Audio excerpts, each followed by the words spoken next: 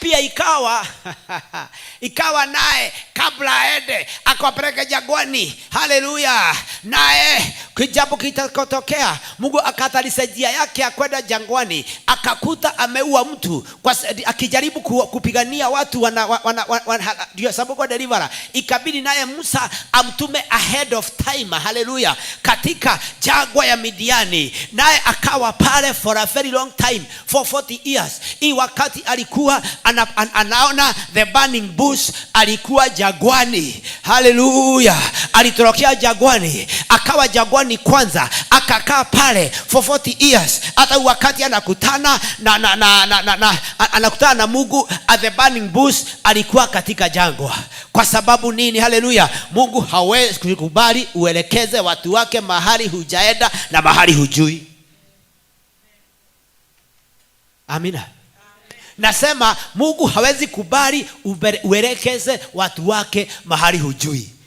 Ndio maana huwezi kuaminiwa kubeba mtu na gari kama wewe haleluya, hujaenda driving school na uko na experience ya barabara. Utaua watu wa Mungu, utaongeza kwa mtaro.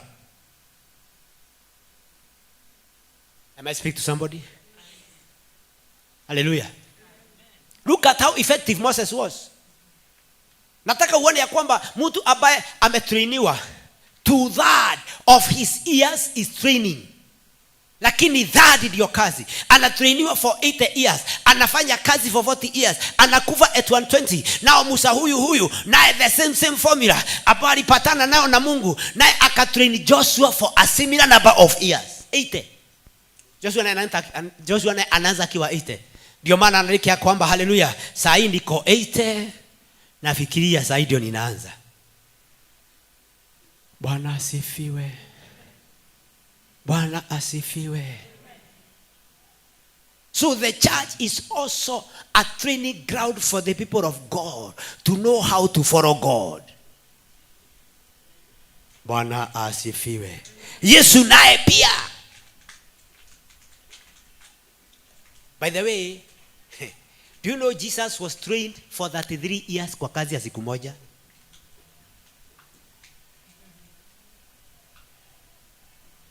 Kazi ya Yesu ilikuwa ni assignment ya siku moja. Ile siku alikufa msalabani, na ndio alisema it is finished. Nimemaliza kazi. Abia mwenzako, the bigger the preparation, the better the outcome. Hallelujah. Good morning. Bwana asifiwe.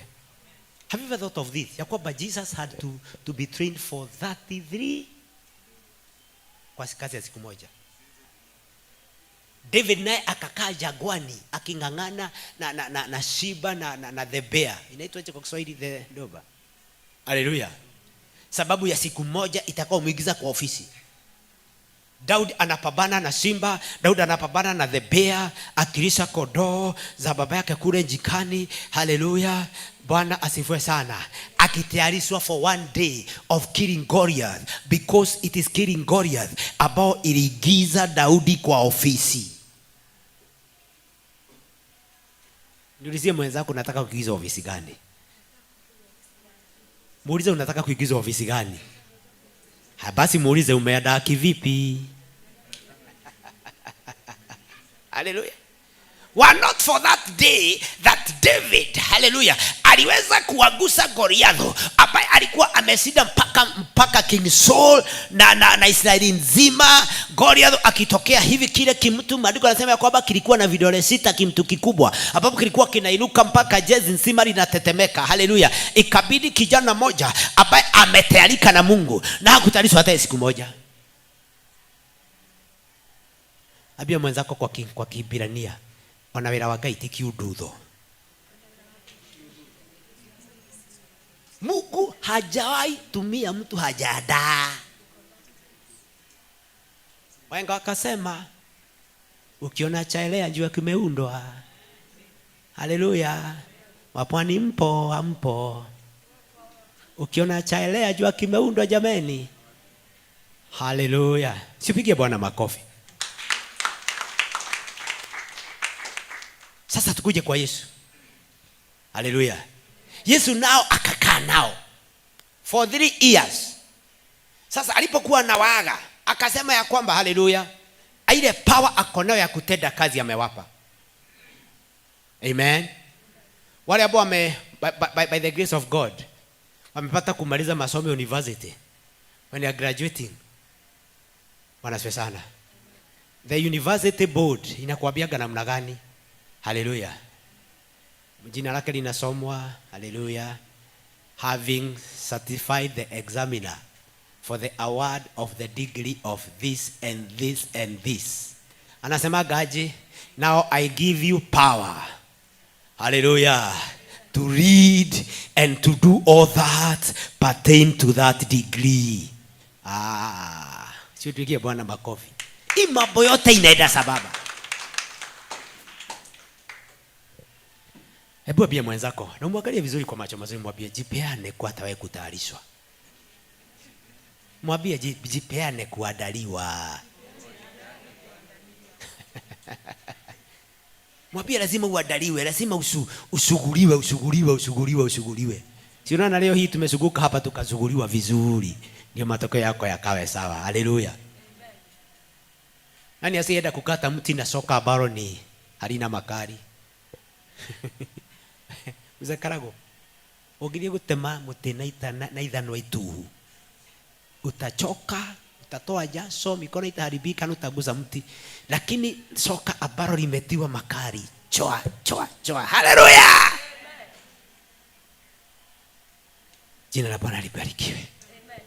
Yesu naye pia akasema sasa, haleluya. So remember, I'm talking about the work of the church. Na leo ni kama hata mimi nilikuwa nafikiria sitafika, sijui kwa nini Roho Mtakatifu amenisaidia nipenya sana kwa hii. Haleluya. Akasema akasema all authority in heaven and on earth has been given to me. When you are given a certificate after completion of everything, that's the power to practice. Hallelujah. Abia mwenzako, your certificate is the power to practice your profession or undertaking for that matter. Naye akasema nimewapa power, hallelujah, to do what? Power, go therefore and make disciples. Go therefore and make disciples. Jesus did not tell them to go and make church members. Get it very well. People are interested. I thank God our man of God is not interested in members but disciples. Do you have a class in answer this week? Hallelujah. Are you getting this, my fellow ministers? We have not been called to make members, but to make disciples. By the way, maana disciple ni nini? Mwanafunzi, sema mwanafunzi. Disciple kwa Kiswahili ni? Kwa Kiingereza? Kwa Kikamba? Muuto, haleluya. Kwa Kikamba? Kwa Kikamba? Nisikia mtu anasema muuto, nafikiri ni kitu kama hiyo. Haleluya. Kwa Kikuyu, moruto. Haleluya. Alafu anasema after teaching them, after making them disciples, you do what? You baptize them. Hallelujah. You baptize them. This is a statement of Jesus. Hallelujah. Baptize them in the name of the Father and of the Son and of the Holy Spirit. Look at your Bible again. The word teaching appears. Underline it. Matthew 28:20. Teaching them to observe all that I have commanded you. Edeni ulimwengu kote, mukafanya watu kuwa wanafunzi wangu. Hiyo ndio kanisa la Yesu Kristo. Haleluya. Na muwabatize kwa jina la Baba na la Mwana. Baada ya kuwabatiza, look at the order of operations. Baada ya kuwabatiza, haleluya, kwa jina la Baba na Mwana Mtakatifu, muwafundishe. Even after discipleship, there is teaching. And that's why among the fivefold ministry, Hallelujah. The ministry gifts of Jesus zile 5, kuna ya mwalimu, kuna ya uchungaji, kuna ya mwalimu. Hallelujah. Alafu anasema ya kwamba si wa kufundisha tu kitu moja, anasema hallelujah, and teach them to observe all that I have commanded you. Kuna mambo kanisa Yesu ameamuru yakafundishwe. Bwana asifiwe. Hallelujah. And behold, I am with you always until the end of the age. Na tazama nitakuwa nanyi siku zote mpaka mwisho wa dahari. Kumaanisha ya kwamba tunapofanya hii kazi ya Yesu, ako pamoja nasi. He is the indwelling spirit of God in us. Blessed be the name of the Lord. And the indwelling presence of Jesus is the anointing that works from within us. Hallelujah. He is the Holy Spirit. Ambaye Yesu alisema ya kwamba na nikienda mbinguni, hallelujah, I will send another one. Nitamtumia nini? Another one like myself. Sasa huyu mkiwa naye is the evidence of this power. Jina la Bwana libarikiwe sana. Hallelujah. Kwa hivyo kama vile tumeona katika hiyo maandiko tumesoma, kuna kitu moja tumeona pale ya kwamba hallelujah, baptism signifies the public confession by a person who becomes a member of the local church and comes under the instructions of the church leaders. Ya kwamba ubatizo, hallelujah, ni kukiri ya wazi, ama ni kukiri, ama ni kuonyesha kwa public confession ya kwamba huyo mtu amefanyika mwili ama sehemu ama member ama kiungo ya mwili wa Kristo, na sasa ameingia chini ya mafundisho ya nani? Ya viongozi. And I'm trusting God in this church. We shall embark on a lot of teachings. We shall embark on a lot of trainings. Somebody say hallelujah. Hallelujah. Somebody open for me in the book of Ephesians 4:11. Hallelujah. My brother, can you read for me? I can see you have a very good Bible. Msaidie na mic. Ephesians 4:11. Hallelujah. Msaidie. Kitabu cha Efeso 4:11 hadi 12. Ya kwamba kuna watu 5, kuna ofisi 5. These are the church leaders. Kuna ofisi 5 ambao Yesu amepeana kwa mwili wa Kristo, na kazi yake tutaona ni gani? Ephesians 4:11. Ephesians 4:11. And he gave some apostles and some prophets and some evangelists and some pastors and teachers. Nani alipeana hao 5? Yesu Kristo. By the way, this comes under the gifts. A minute please, my brothers, will continue. Let me highlight this. Bwana sio sana. When you talk about the gifts, kuna the gifts za Roho Mtakatifu zenyewe. I don't confuse. Kuna gifts za Roho Mtakatifu, kuna gifts za Yesu mwenyewe, na kuna gifts za Mungu Baba. Za Mungu Baba utaziona katika Romans na katika Corinthians 12. Sasa za Yesu mwenyewe, it is the fivefold ministry. Hizo ni za Yesu. Za Roho Mtakatifu, hallelujah, ziko. Za Roho Mtakatifu ni the gift of speaking in tongues, the gift of interpretation of tongues, the gift of prophecy, the gift of the word of knowledge, the gift of the discerning of spirits. Hizo ni za Roho Mtakatifu. And I thank God very soon, by the grace of God, tutafundisha how to operate in the gifts of the Holy Spirit. Maana hiyo pia imeleta kizungumkuti kanisani. Paka ikabidi Paul atumie a whole chapter kueleza kuhusu the gifts of the Holy Spirit. Kuna another the gifts of God the Father. Those are the gifts of ministry. Amen. Wengine ni administrators, wengine ni wako na massive ministry. Those are the gifts of God. Tutaziona baadaye. But for now, nilikuwa nataka tuone za Yesu 5. Back pale. Siwachanganye sana. Okay, back to you. Yesu akapeana vipawa ama ofisi 5. Mitume, walimu, wachungaji, manabii na wainjilisti. That's the fivefold ministry of Jesus. Sasa kile kitu nataka tuone pale sasa ni kazi yake. Endelea. For the perfecting of the saints. Fikisha hapo. For the perfecting of saints. Saints are the believers. Abia mwenzako you are the saint. Mwambie sasa kwa Biblia, mwambie kwa Biblia si kama kwa dini. Kwa dini unasema saints ni wale walikufa. Ambia mwenzako kwa Biblia saint ni wewe ambaye umeamini. Hallelujah. Saints. You don't have to wait mpaka ukufe miaka iishe ufanywe, inaitwa coronation ama beautification, whatever it is. Where you're the saint. For the perfecting of the saints. What is to perfect? Perfect the self saints ni kufanya watu wa Mungu wakawe sawa, wakamilike kwa mafundisho kama haya. Tumeona hata Musa alikamilishwa kwa kutrainiwa na Mungu. Hata wanafunzi walikamilika kwa kutrainiwa na Mungu by perfecting. So the purpose of teaching and instruction is to perfect. Hallelujah. Wakati mtu anaenda college ama chuo cha mafundisho ya taaluma, anakuwa perfected, anakuwa sharpened. Hallelujah.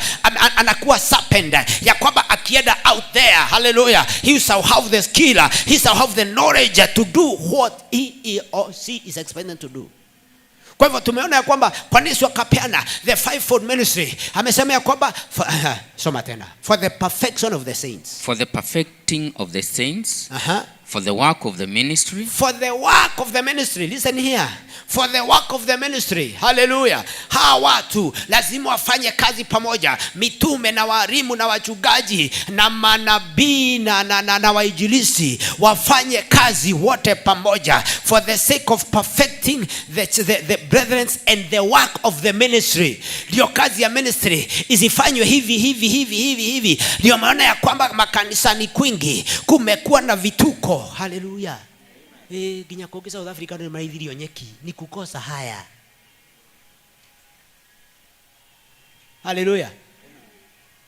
Bwana asifiwe. Sisi kama tumekamilisha, endelea pale, nataka nitamalizia hapo alafu nitaendelea next time kutoka hapo. For the edifying of the body of Christ. Kazi tatu. Ya kwanza, hebu tusi identify one by one. Number 1, for the perfecting of the saints. Kazi ya kwanza ya the fivefold ministry, it is to perfect the saints. Yaani kufanya waamini wafanye nini? Wakamilike. Ya pili, underline ni ya Bible.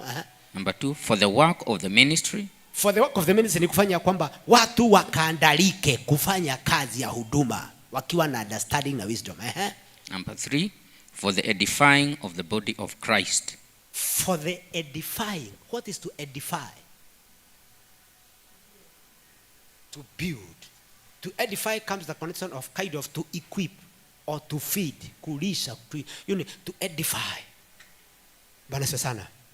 Na pia ukiangalia Paul ameandikia Timothy in is it 1 Timothy 3:16, anamwambia hata scripture yoyote, every scripture is given for the purpose of, hallelujah, yes pastor, for the purpose of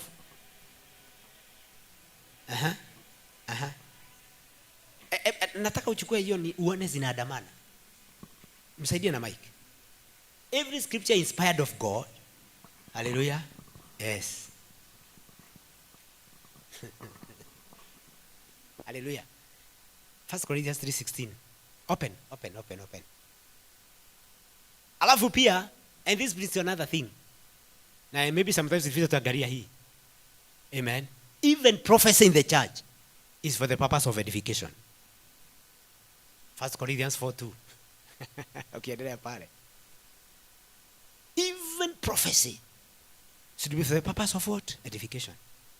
I don't know to go deeper than that today because you're not at the same level. But what I'm trying to say for now, hallelujah, ya kwamba lazima ukakae chini kanisani ukakamilishwe. Hallelujah. Ukawe a perfect, ukawe mtu ambaye ame prepared for the work of the ministry. Amen. Some of us, nikiwaambia, the number of years we have sit down at a training. Bwana asifiwe sana. Some of us have stayed down for a number of years. Because in God, amen, abia mwenzako kwa Mungu hakuna theory. Just to be practical. Lazima upitishe watu jago umepitia. Hallelujah. Lazima upitishe watu jago fanya nini? Umepitia. Moses could not be entrusted kupeleka watu kwa jangwa kama hajapitia. Bwana Yesu asifiwe. Kwa hivyo kazi kubwa ya kanisa sasa, haleluya, ni kuandaa watu kwa kazi ya huduma, kuwakamilisha na kuwa edify. Ku-edify ni kama kulisha. Amen. The word edify is kind of to enrich or to nourish. To edify is kind of to enrich or to nourish. The word nourish ni kama ile ya chakula. Unapokula chakula inakunourish, inakupatia the energy or the strength that you need. Hallelujah. Abia mwenzako hata wewe ni mwanafunzi. Yesu akawaambia kwamba edeni mkafanye watu kuwa wanafunzi wangu. Alafu muwabatize. Kwa jina la nani? La Baba na Mwana na Mtakatifu. Alafu muwafundishe. By the way, hallelujah, Jesus taught more than he performed miracles. Wangapi wanakubaliana na mimi? Nasema Yesu alifundisha zaidi ya vile alitenda miujiza. In fact, 70% of the life of Jesus was teaching. Anafundisha mpaka mtu ambaye alikuwa ni walimu, wale walimu wakuu wa Kiyahudi, the rabbis ambao walikuwa wanafundisha dini ya Judaism. Mtu kama Nicodemus, mpaka nakuja kwake. Matthew chapter 3. Is it Matthew or John? Mpaka na John chapter 3. Mpaka mtu mmoja ambaye alikuwa ni mwalimu wa Wayahudi. Na ukisikia mtu anaitwa mwalimu wa Wayahudi, ni wale watu walikuwa wamesoma Torati ya Musa kabisa. Mpaka anakuja kwake, anasema, "Hewe mtu huyu, yale mambo unafundisha wewe, hebu tuonyeshe ya kwamba umetoka wapi kwa Mungu." Hebu si tusome hiyo kiwa ya mwisho, John 3:1. You see the kind of person it was. Sababu Yesu alikuwa mpaka wanamuita mwalimu. Haleluya.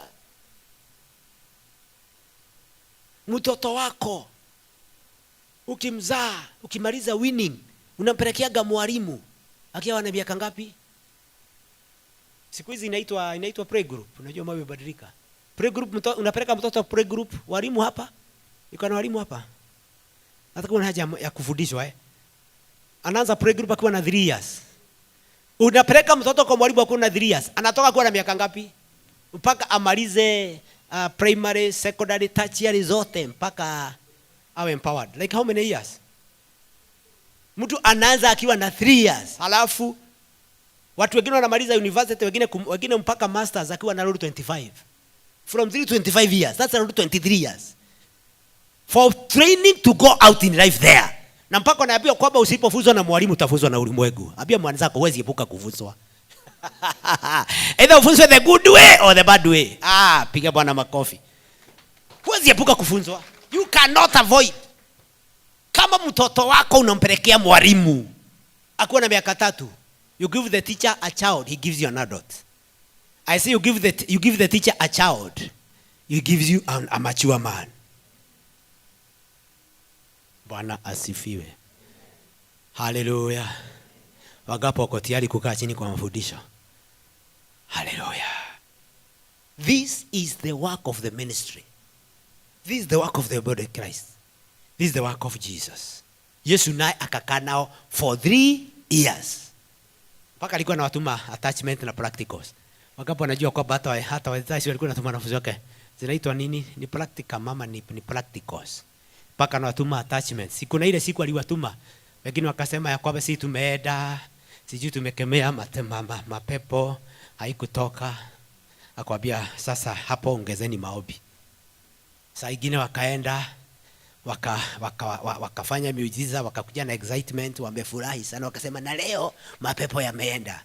Akasema msifurahi kwa sababu mapepo yameenda, furahini kwa sababu jina lenu limeandikwa katika kitabu cha uzima. Haleluya. Sio kama hujasika karamu, pigie Bwana makofi mazuri.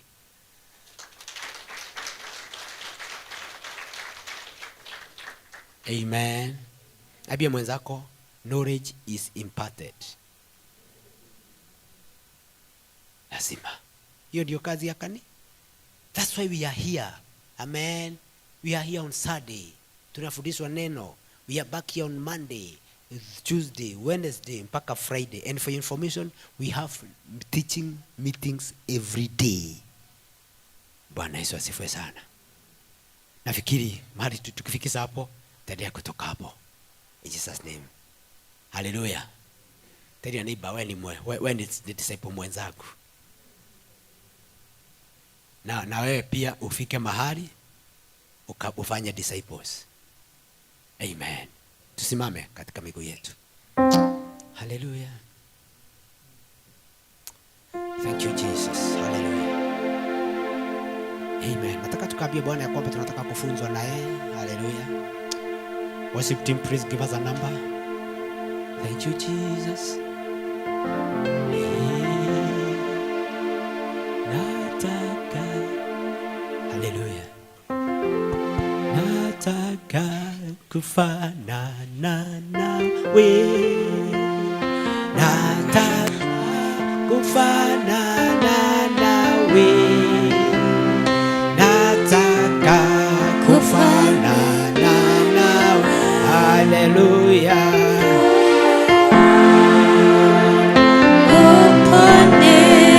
Nataka kufanana nawe. Nataka kufanana nawe. Nataka kufanana nawe. Moyo wangu upone. Nikufanana nawe. Natamani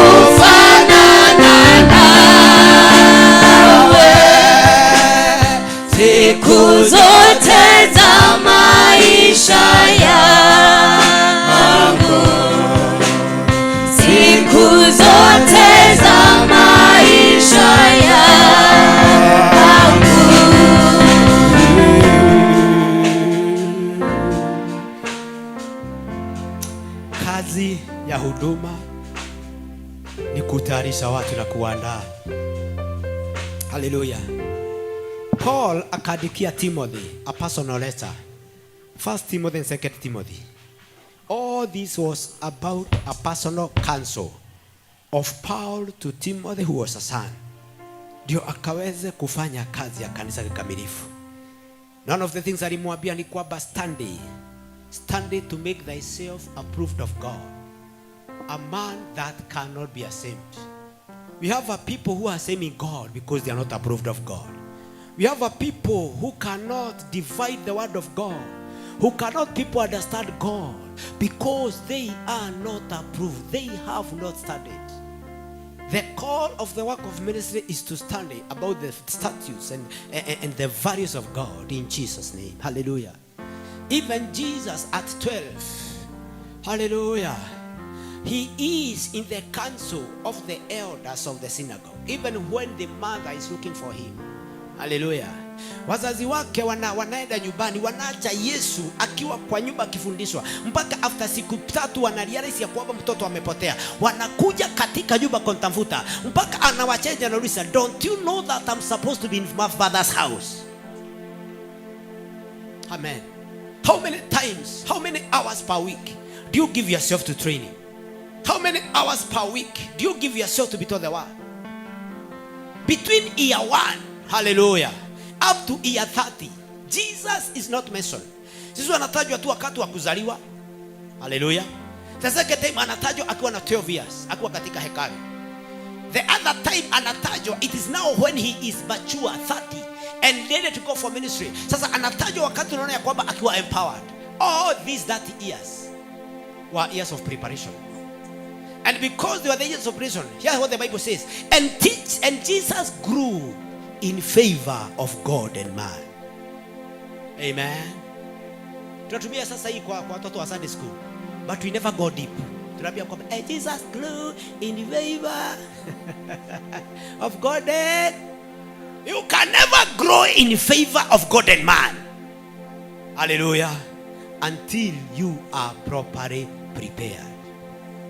So after he grew in favor of God and man, God knew that this son of mine is ready now. Hata akienda hata niaibisha. Hallelujah. Bwana Yesu asifiwe sana.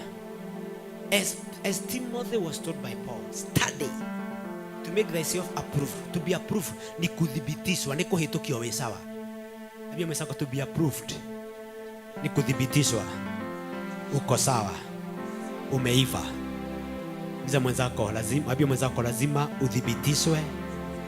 Uko sawa na umeiva, ya kwamba ukipewa kazi ya huduma hutaibisa Mungu na utagawa neno la Mungu vizuri. Hallelujah. May God bless you. I say may God bless you. I say may God bless you as you give yourself to training.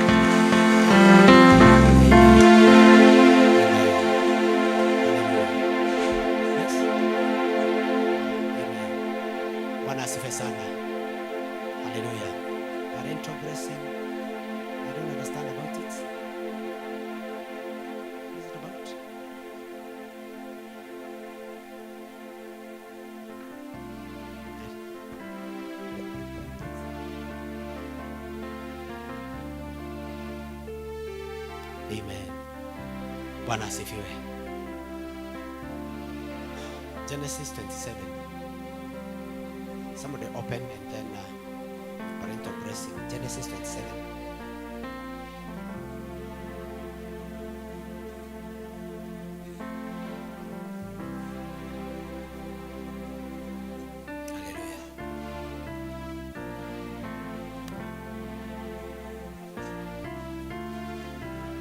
Put some man of God.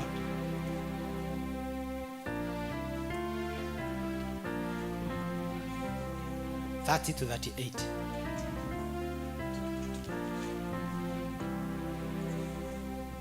Genesis 27 verse 30. Can you read and then can you read for some of 43? Amen. And it came to pass, as soon as Isaac had made an end of blessing Jacob, and Jacob was yet scarce gone out from the presence of Isaac his father, that Esau his brother came in from his hunting. And he also had made savory meat, and brought it unto his father, and said unto his father, Let my father arise and eat of his son's venison, that thy soul may bless me. And Isaac his father said unto him, Who art thou? And he said, I am thy son, thy firstborn Esau. And Isaac trembled very exceedingly, and said, Who? Where is he that hath taken venison, and brought it me? And I have eaten of all before thou comest, and have blessed him. Yea, and he shall be blessed. And when Esau heard the words of his father, he cried with a great and exceedingly bitter cry, and said unto his father, Bless me, even me also. Amen. My father. Hallelujah. I understand. That is for later. Amen. Tusimame kwa miguu yetu in Jesus name. Hallelujah. Amen. Hallelujah. Nataka ufungue moyo wako, ambia Mungu kitu asubuhi ya leo, asubuhi ya leo. Amen. Fungua moyo wako, ambia Mungu nataka kuandalika, ambia Mungu nataka kufunzwa. Hallelujah. Ongea na Mungu for 1 minute. As the praise and worship team prepare to lead us with very, very powerful heaven putting down worship. Amen. Ambia Mungu unataka kuandalika. Unataka kuandalika. Hallelujah. God needs a people that are prepared. God needs a people that are prepared. In Jesus' name. In Jesus' name. As our team gives us some powerful worship numbers. In Jesus' name.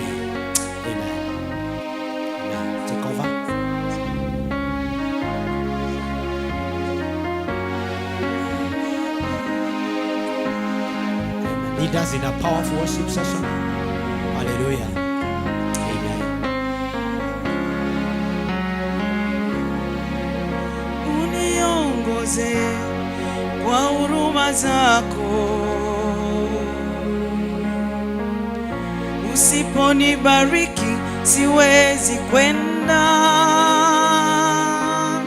Ninajua bila nguvu zako siwezi kwenda. Ninajua bila nguvu zako siwezi kwenda. Kwa mkono wako kweli umenibariki. Kwa mkono wako kweli umenibariki. Baraka zako ziwe na mimi. Baba, baraka zako ziwe na mimi. Yesu, na macho yako yawe na mimi. Baba, na macho yako yawe na mimi. Kweli mapenzi yako yawe na mimi. Mapenzi yako yawe na mimi. Yesu, baraka zako ziwe na mimi. Eli baraka zako ziwe na mimi. Yesu, na macho yako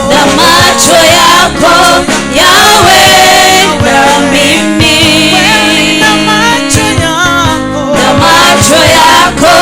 yawe na mimi. Mapenzi yako yawe na mimi. Mapenzi yako yawe na mimi. Kwa mkono wako kweli umenibariki. Kwa mkono wako kweli umenibariki. Kwa mkono wako kweli umenibariki. Kwa mkono wako kweli umenibariki. Yesu, kwa mkono wako, kwa mkono wako kweli umenibariki. Kwa mkono wako kweli umenibariki. Baraka zako ziwe na mimi. Baraka zako ziwe na mimi. Na macho yako yawe na mimi. Na macho yako yawe na mimi. Mapenzi yako yawe na mimi. Mapenzi yako yawe na mimi. Kwa mkono wako kweli umenibariki. Kwa mkono wako kweli umenibariki. Yesu, kwa mkono wako, kwa mkono wako kweli umenibariki. Kwa mkono wako kweli umenibariki. nilichagua kabla sijazaliwa, ukanitangua nabii wa mataifa, ukanitangulia, sitaogopa chochote. Utanitangulia, sitaogopa chochote. Kwa mkono wako kweli umenibariki. Kwa mkono wako kweli umenibariki. Baraka zako ziwe na mimi. baraka zako ziwe na mimi. mapenzi yako Mapenzi yako yawe na mimi. mapenzi yako Mapenzi yako yawe na mimi. na macho yako Na macho yako yawe na mimi. na macho yako Na macho yako yawe na mimi. kwa mkono wako Kwa mkono wako kweli umenibariki. Kwa mkono wako kweli umenibariki. Bwana, kwa mkono wako Kwa mkono wako kweli umenibariki. Kwa mkono wako kweli umenibariki. Yesu, kwa mkono wako Kwa mkono wako kweli umenibariki. Kwa mkono wako kweli umenibariki.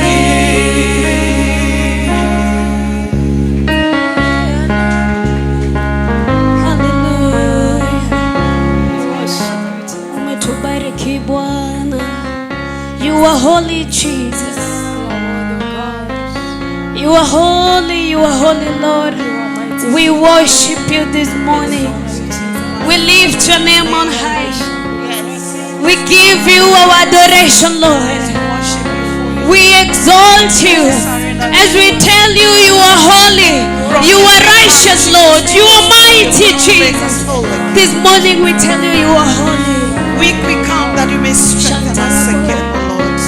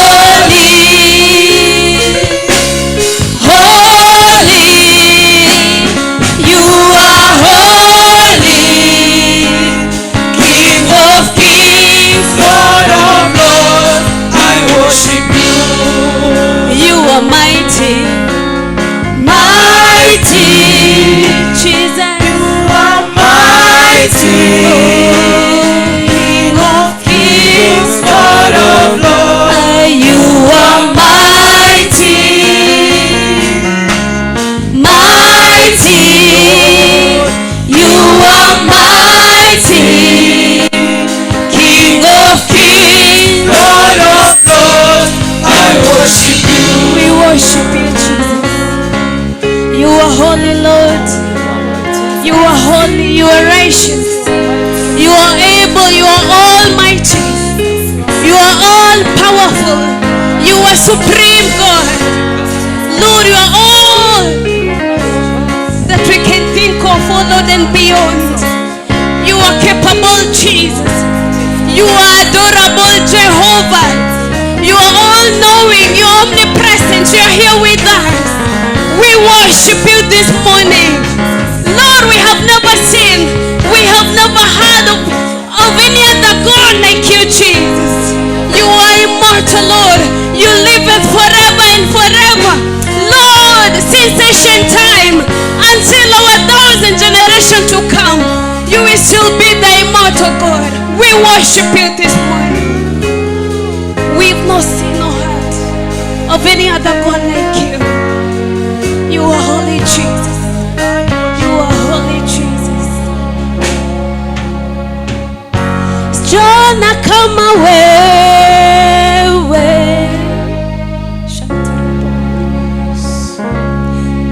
We worship you, Jesus. Sijaona kama wewe, una nguvu namna hii.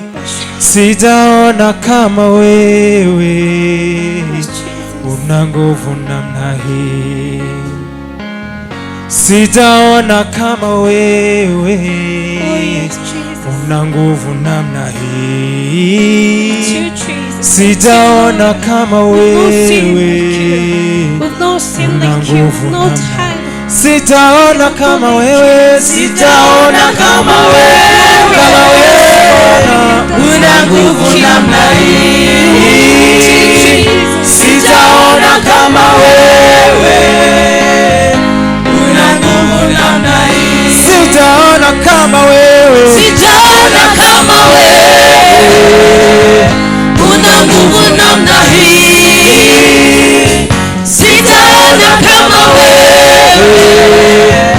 una nguvu namna hii. Sitaona kama wewe, sitaona kama wewe, una nguvu namna hii. Sitaona kama wewe, una nguvu namna hii. Sitaona kama wewe Bwana, sitaona kama wewe, una nguvu namna hii. Sitaona kama wewe,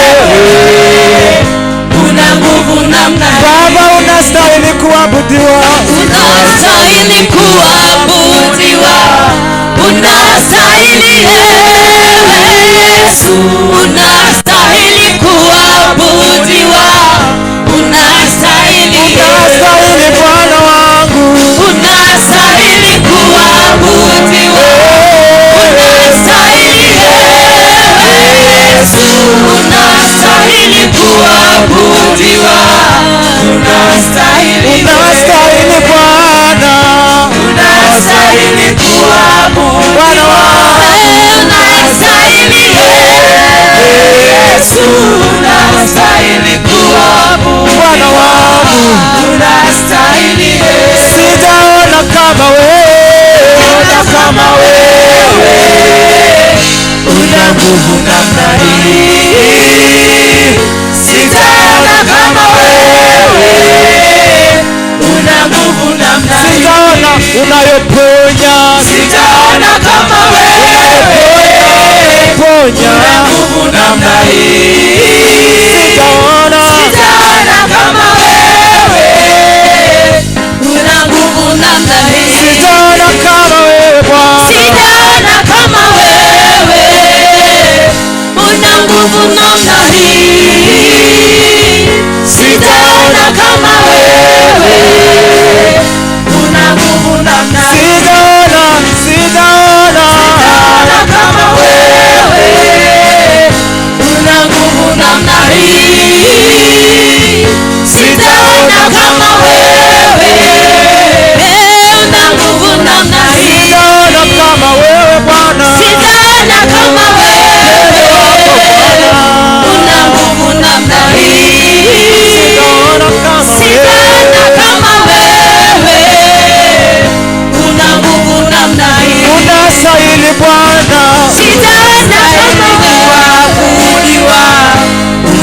unastahili ewe Yesu, unastahili kuabudiwa, unastahili Bwana, unastahili kuabudiwa, unastahili Yesu, unastahili kuabudiwa, unastahili Bwana, unastahili kuabudiwa, unastahili Yesu, unastahili kuabudiwa, unastahili Bwana, unastahili kuabudiwa, unastahili Yesu, unastahili kuabudiwa, unastahili Bwana, unastahili kuabudiwa, unastahili Yesu, unastahili kuabudiwa, unastahili.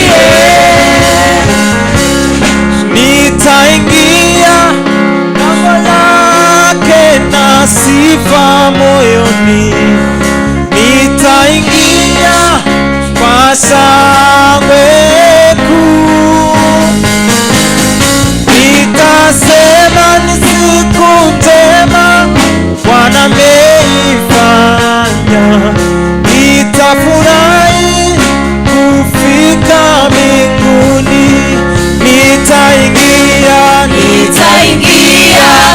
lango lake na sifa moyoni, nitaingia kwa shangwe kuu,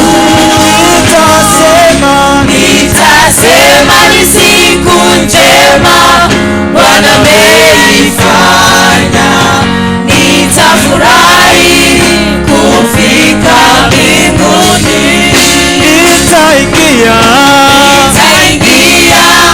lango lake na sifa moyoni, nitaingia kwa shangwe kuu, nitasema ni siku njema Bwana ameifanya, nitafurahi kufika mbinguni, nitaingia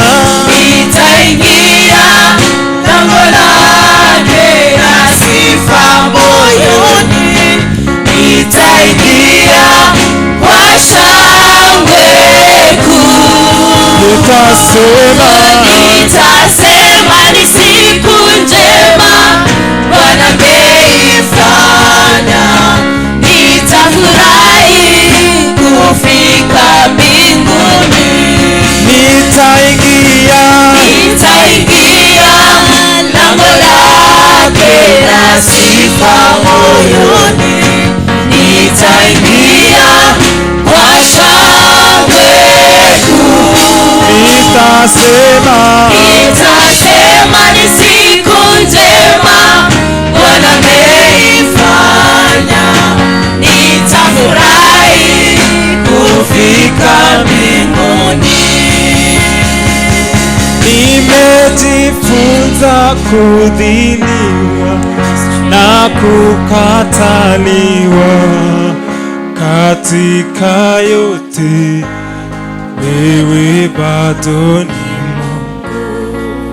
Ninajua kupendwa na kukataliwa, katika yote wewe bado ni Mungu, na ujua udhaifu na kuona afya, katika yote wewe bado ni Mungu, hata upepo na uvume, mimi nitakuabudu wewe, chanzo cha uhai wangu, na kuabudu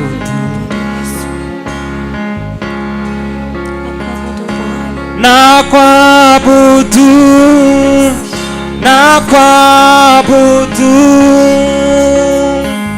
Wewe ni chanzo cha uhai wangu, na kuinua, na kuinua.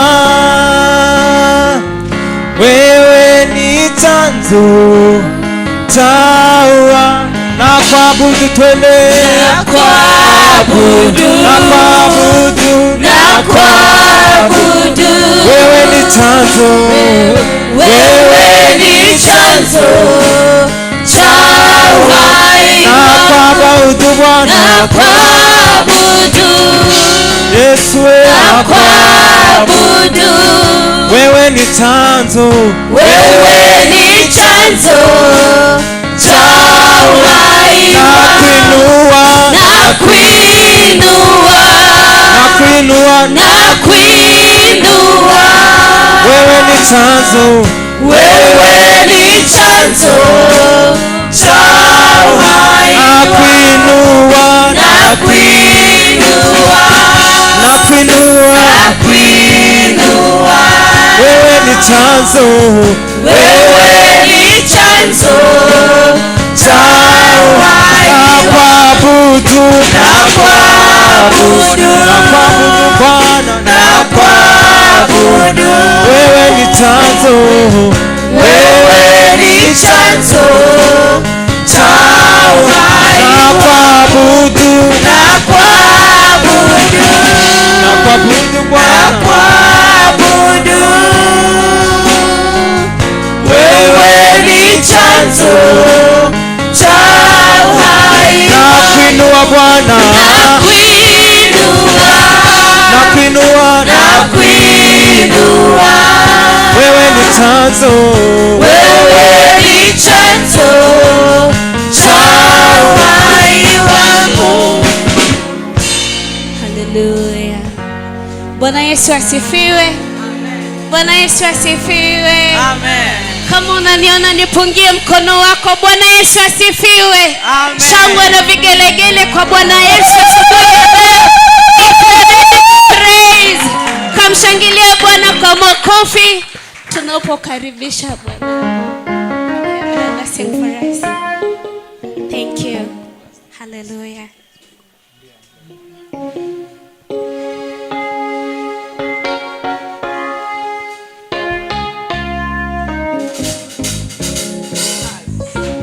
Makofi, makofi.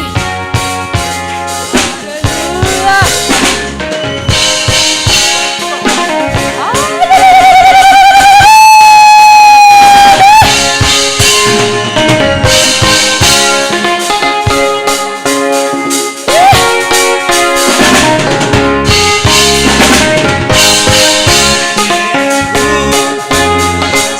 Final say, Jehovah has the final say. who has the final say? Jehovah has the final say. Who has your final say? Jehovah has the final say.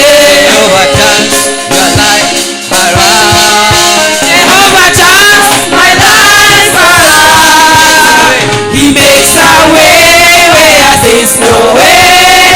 Jehovah has the final say. Who has your final say? Jehovah has the final say. Who has your final say? Jehovah has the final say.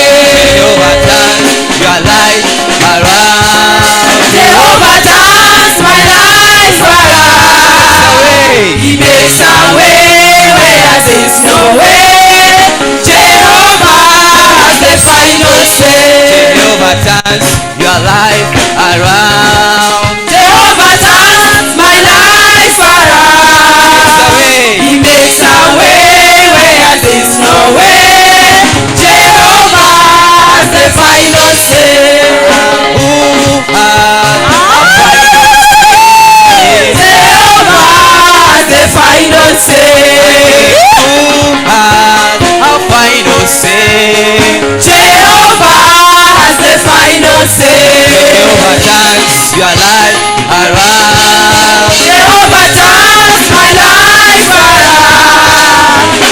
makes a way where there's no way. Jehovah has the final say. Jehovah turns our life around. Jehovah turns my life around. He makes a way where there's no way. Jehovah has the final say.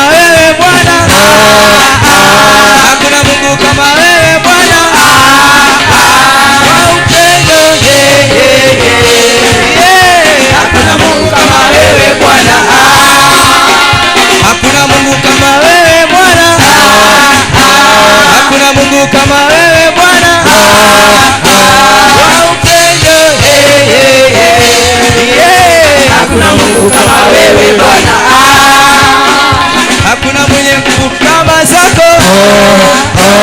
Hakuna mwenye nguvu kama zako. Wa ushindi. Hakuna Mungu kama wewe Bwana. Hakuna mwenye nguvu kama zako. Hakuna Mungu kama wewe Bwana. Wa ushindi. Hakuna Mungu kama wewe Bwana. Chezea Yesu, chezea Yesu. Chezea Yesu, shangwe na vigelegele kwa Bwana Yesu.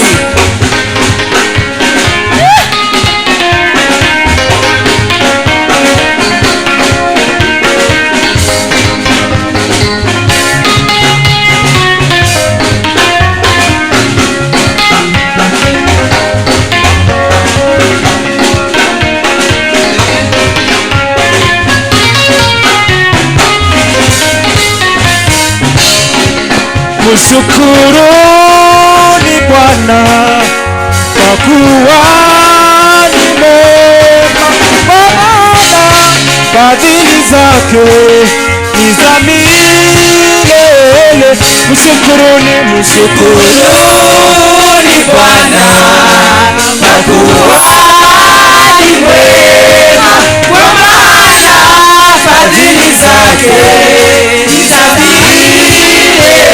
Mshukuruni Bwana, mshukuruni Bwana kwa kuwa ni mwema, kwa maana fadhili zake ni za milele.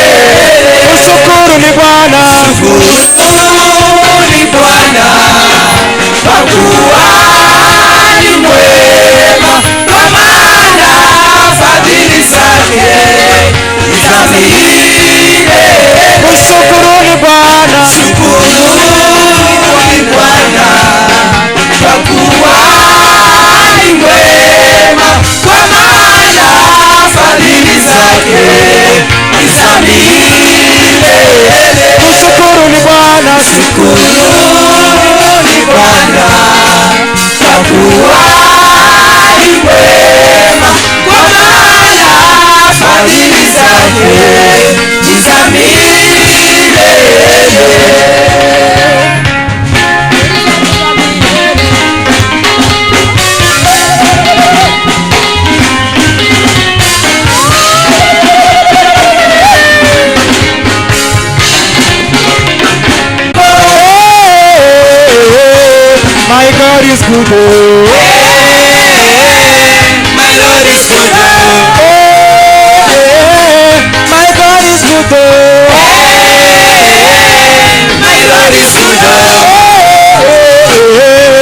My God is good. My Lord is good. Everything is double double. My double double. Everything double double. My double double. Promotion double double. My double double. Everything double double. Double double. Anointing double double. My double double. My God is good. My Lord is good. My God is good. My Lord is good. My God is good. My Lord is good. Everything is double double. My double double. Everything is double double. My double double. Everything is double double. My double double. Anointing is double double. My double double. Shangwe na vigelegele kwa Bwana Yesu. Shangilia Yesu, shangilia.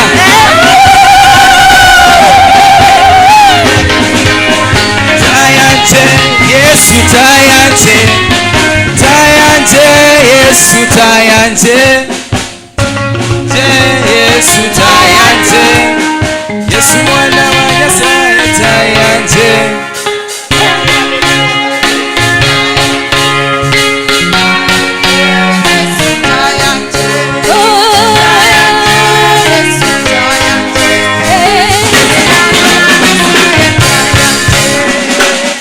Yesu tayanje, Tayanje, Yesu tayanje.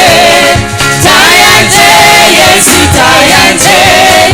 Yesu mwana wa Nyasaye tayanje. tayanje, Yesu tayanje. Tayanje, Yesu tayanje. Tayanje, Yesu tayanje. Yesu mwana wa Nyasaye tayanje. Mlino wanje, Yesu mlino wanje. Mwana wanje, Yesu mwana wanje. Mwana wanje, Yesu mwana wanje. Yesu mwana wa Nyasaye mwana wanje. Mlino wanje, Yesu mlino wanje. Mwana wanje, Yesu mwana wanje. Mwana wanje, Yesu mwana wanje. Yesu mwana wa Nyasaye mwana wanje. Tayanje, Yesu tayanje. Tayanje, Yesu tayanje. Tayanje, Yesu tayanje. Yesu mwana wa Nyasaye tayanje. Tayanje, Yesu tayanje. Tayanje, Yesu tayanje. Tayanje, Yesu tayanje. Yesu mwana wa Nyasaye tayanje. Mlino wanje, Yesu mwana wanje.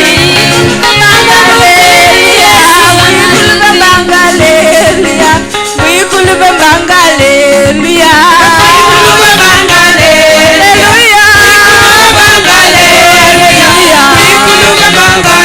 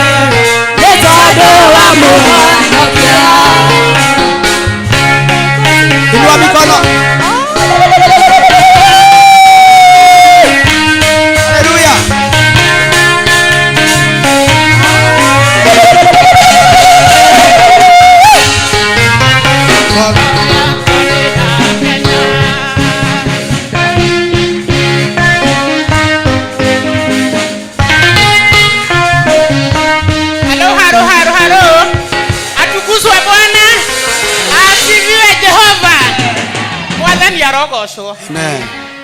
Ithuĩ tũrĩ ageni anyu mũthenya wa ũmũthĩ. Amen. Na ithuĩ andũ a kanitha gaka mũrona twendete kĩgoco ta irio. Amen. Mwathani arogocwo. Amen. Atukuzwe Bwana. Amen. Nĩtũ tũmũtongorerio na ithuĩ rwĩmbo rũmwe.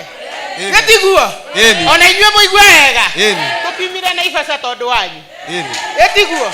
Andũ a Naivasha.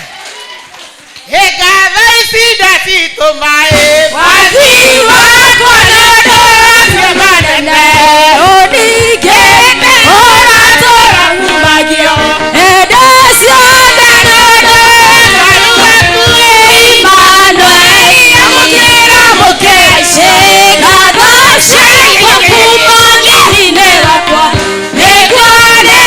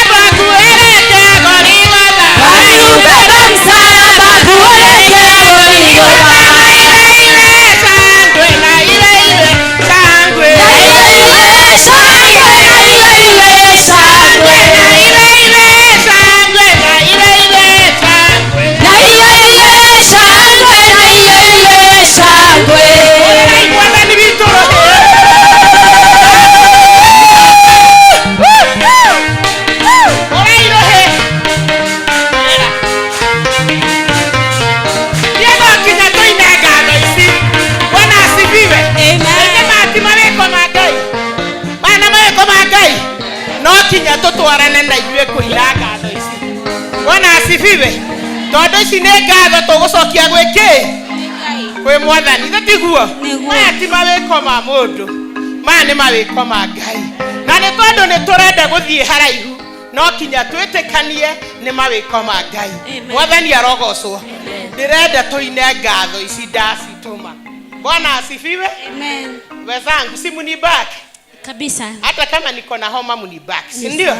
Ngatho ici ndacitũma Mwathani wakwa kumũria manene ũringĩire ũratũra kumagio ende ciothe mũndũ wakaru waku Imanueli amũkĩra mũkĩicio ngatho ciakwa kuma ũriri-inĩ wakwa nĩkuonete wĩ mwega Jesũ.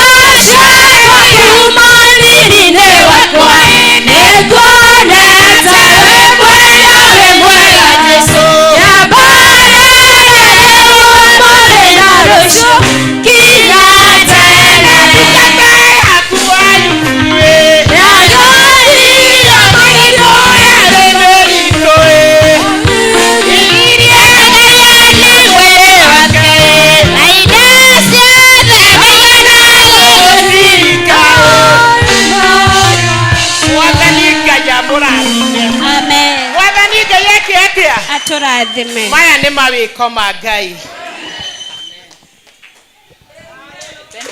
Thank you. Hallelujah. Hallelujah. Amen.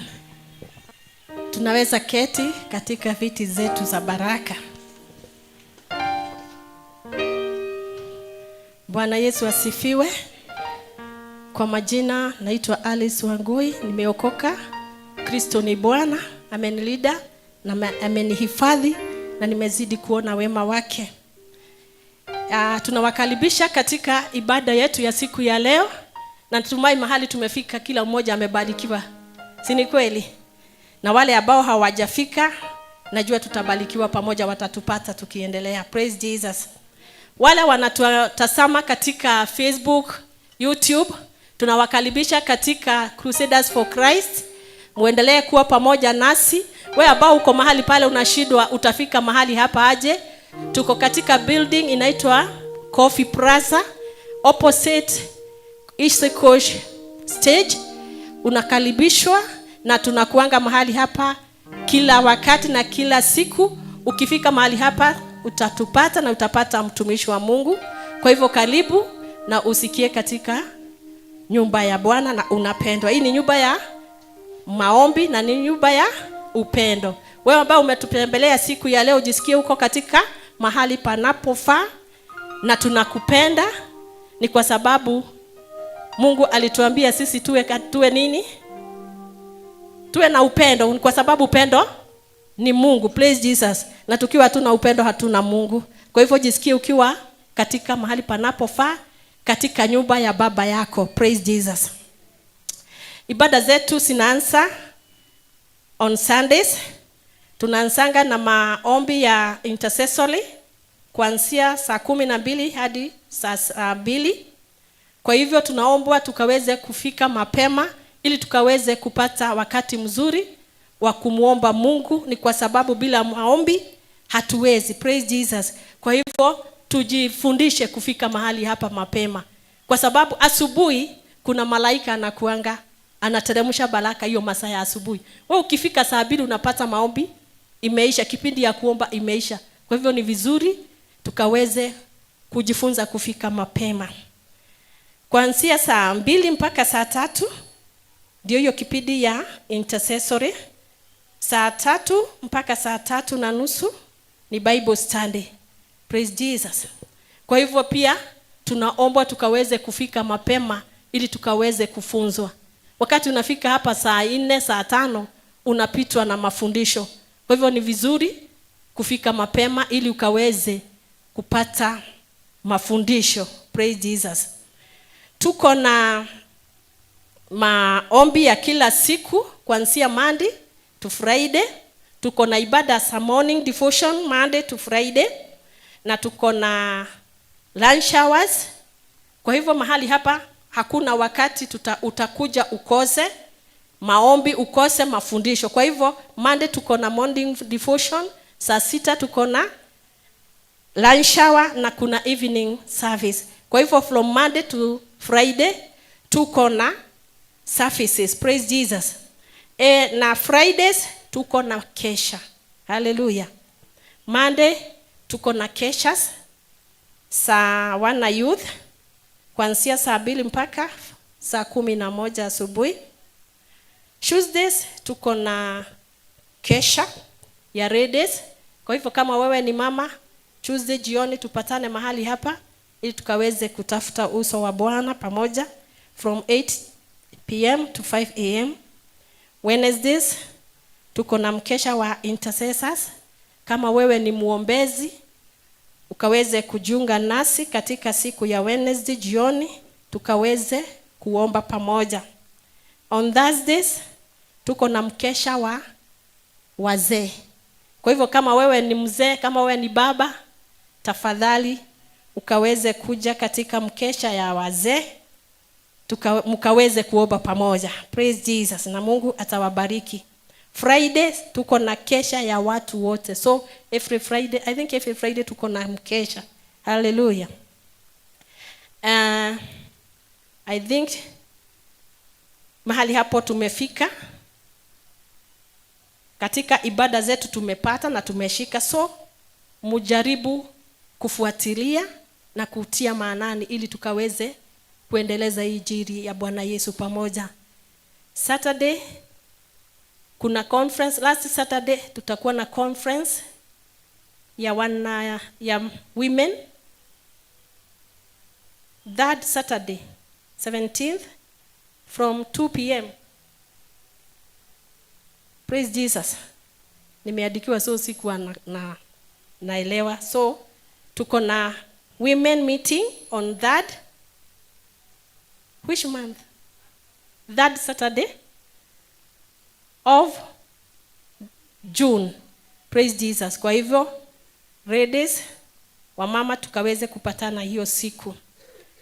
Na kama hujaandikisha kuwa member katika kanisa na ungetaka kuwa member wa hii kanisa, kuna various groups. Kama wewe ni mwana youth, uko na kiongozi wa youth, ukaweze kujiandikisha mahali pale kwa kikundi ya youth. Kama wewe ni mzee, ukajiandikise kwa kiongozi wa wazee. Na kama wewe ni mama, upatane na Sharedi, atakuandika katika hiyo register. Praise Jesus. Na utakuwa member. Praise Jesus. Kwa hivyo ni vizuri kujiandikisha, usikue mgeni kila wakati. Hallelujah. Amua ukaweze kufanya hicho kiti, umekalia kiti chako. Praise Jesus. Na Mungu atakubariki. Hallelujah. Wageni wetu wale wametutembelea siku ya leo, tuko na wageni. Praise Jesus. Hallelujah. Si tumwapigie makofi. Praise Jesus. Hallelujah. Si musimame tuwaone wageni wetu. Hallelujah. Si wangetusalimia, wapatiwe microphone wakaweze kutusalimia. Tunapenda wageni na mjisikie muko katika nyumba mnayopendwa, nyumba ya baba yenu. Hallelujah. Kwa jina langu ni Peter Kimani na huyu ni mama yangu. Hallelujah. Peter Kimani, karibu. Bwana asifiwe. Amen. Naitwa Susan kutoka Kajiado. Hallelujah. Pigiwa makofi. Bwana asifiwe. Amen. Naitwa Millicent Kanyi na nimeokoka. Yesu ni Bwana. Hallelujah. Praise God Church. My name is Anthony, nimetoka Mombasa. Amen.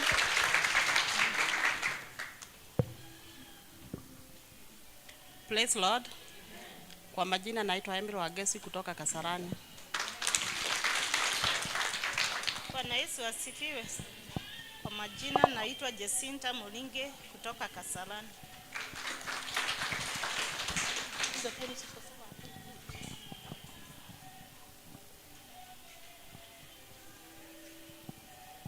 Bwana asifiwe. Amen. Naitwa John Moraya, nampenda Yesu. Amen.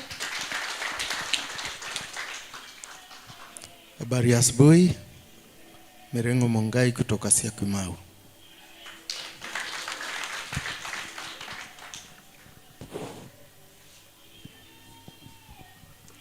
Bwana Yesu asifiwe. Amen. Praise the name of Jesus Church. Amen. Hallelujah. Amen. Jesus is Lord this morning. I thank God for visiting this church for the first time.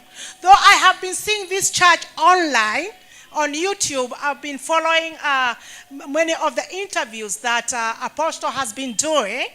Actually for about 4 months. Sorry, kuna wengine hawasikii, si ndio? So niongee Kiswahili. Sawa sawa, poleni sana. Okay, mimi naitwa Beatrice Mangure na ni mkaaji wa hapa Nairobi na nilikuwa naishi Marekani lakini sasa niko hapa Kenya. Bwana Yesu awabariki. Praise God. Amen. Naitwa Isaac Moroki.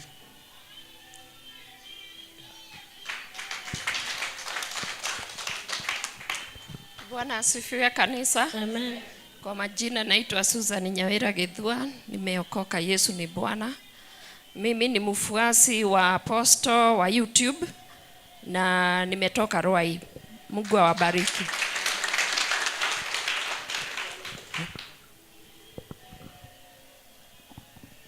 Praise God. My name is Elijah Jogona, tumetoka Naivasha. Bwana asifiwe. Asifiwe tena. Naitwa Masedumia, nimeokoka Yesu. Nimetoka Naivasha. Amen. Haleluya. Bwana Yesu asifiwe. Bwana Yesu asifiwe. Kwani mmeboeka? Msiboeka katika nyumba ya Bwana. Bwana Yesu asifiwe. Kwa majina naitwa Mirka Mogora na nimetoka Naivasha. Nashukuru Mungu kwa sababu ya siku ya leo, kwa sababu nitaona mtumishi wa Mungu live na Bwana kwa YouTube. Na Bwana wabariki. Bwana Yesu asifiwe. Naitwa Njeri. Mimi ni kiongozi pale Naivasha. Hii ni timu yangu. Wanajiita team Naivasha Golden Girls. Haleluya. Kwa mama hamuna makofi. Sio ni poa. Mimi ni rafiki ya Apostle wa miaka more than 15 years. Nikisema tuimbe hiyo wimbo nilikuwa naimba. Hii ni mkono ya Mungu. Si ni kweli? Na tutaenda mbali. Mimi mtaniona mara mingi kwa sababu hata tutakuja na kanisa yenye nashiriki. Kwa sababu napenda Apostle sana. Amen. Haleluya. Amen. Kwa hivyo nawapenda na ndio nimekuja siku ya leo, na kutoka leo mimi sio rafiki ya Apostle peke yake. Mimi ni rafiki yenu nyinyi wote. Mbarikiwe sana. Amen. Tunawapenda, mjisikie mkiwa mnapendwa na mjisikie mkiwa katika nyumba ya baba yenu. Praise Jesus. Tumebakisha dakika kama 5. Kuna msichana ameomba, sijui ni msichana ameomba wimbo kwa dakika kidogo tu present. Fidhi Wangeshi. Fidhi Wangeshi for presentation.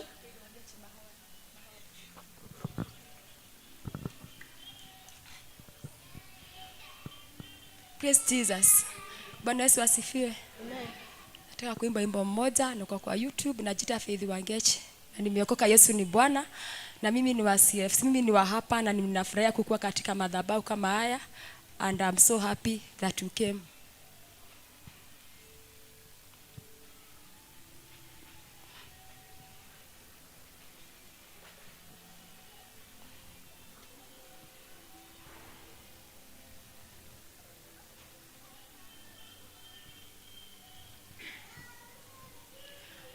Nataka kuimba wimbo yenye nasema, yani si mrefu sana juu pia kuna time, ni mahoya. Na without prayers you can never make it. As a believer, kama uamini mambo na maombi kule penye unaenda. Bwana Yesu asifiwe. Lazima tuwe watu wa kuomba, ni kwa maana even pia Yesu mwenyewe alikuwa na maombi mingi sana hata akiongoza wafuasi wake, and that is why he made it.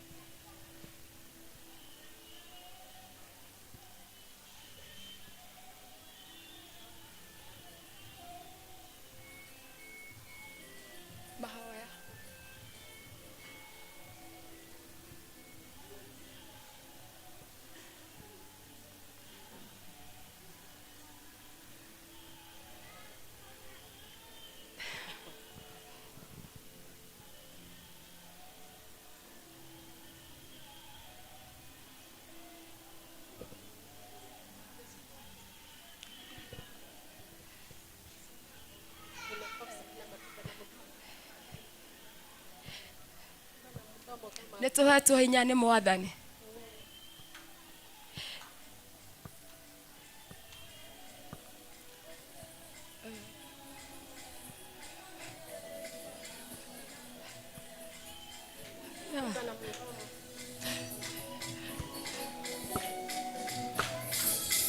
Neto hinya ni mwathani wakurua na maromoru Maria magira giato kinyanere ukinyanera niguo wedi wa baba ni mahoya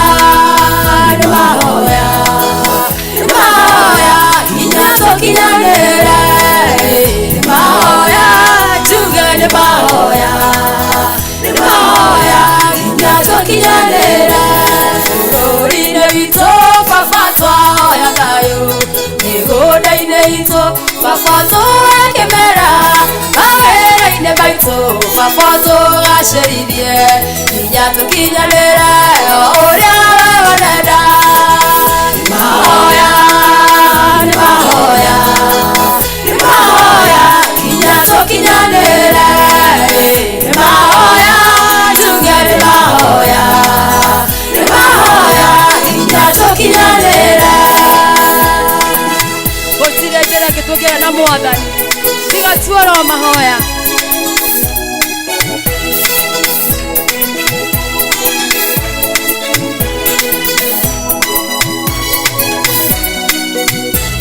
Aisiraeli matoroko boine eria wagotire mafane wa maigwire ona ithu mothe igwakerero gitu eria tugweta baba watweteka ni mahoya kinyato kinyalera ni mahoya tugere mahoya kinyato kinyalera idea ita nekwamenyekanire ati Ngai wa mababane wa iguru magegeta bari ndeigana kumeteka ithuĩ ciana ciaku baba nĩtũkũndata nĩ mahoya kinyato kinyalera nĩ mahoya tuge nĩ mahoya kinyato kinyalera gũtirĩ njĩra ĩngĩ tũkamwĩtana rĩ twĩtĩkaga nonayo njĩra ingĩ ya kwaria nake no mahoya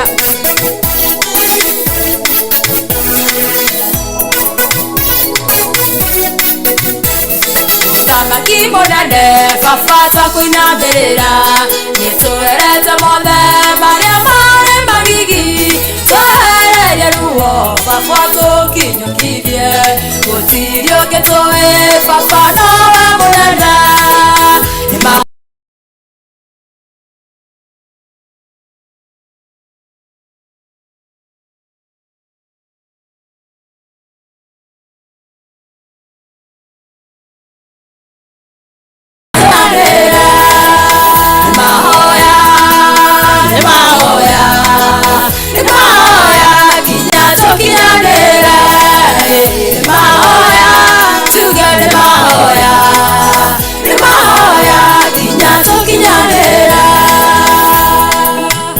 barikiwa sana. Amen. God bless you. Ni mtoto wetu katika nyumba, kwa hivyo tumubariki, we subscribe, isn't it? We subscribe tukaweze kumbariki. Praise Jesus. Baada ya ibada, all ushers to meet behind na Mungu atawabariki. Hallelujah.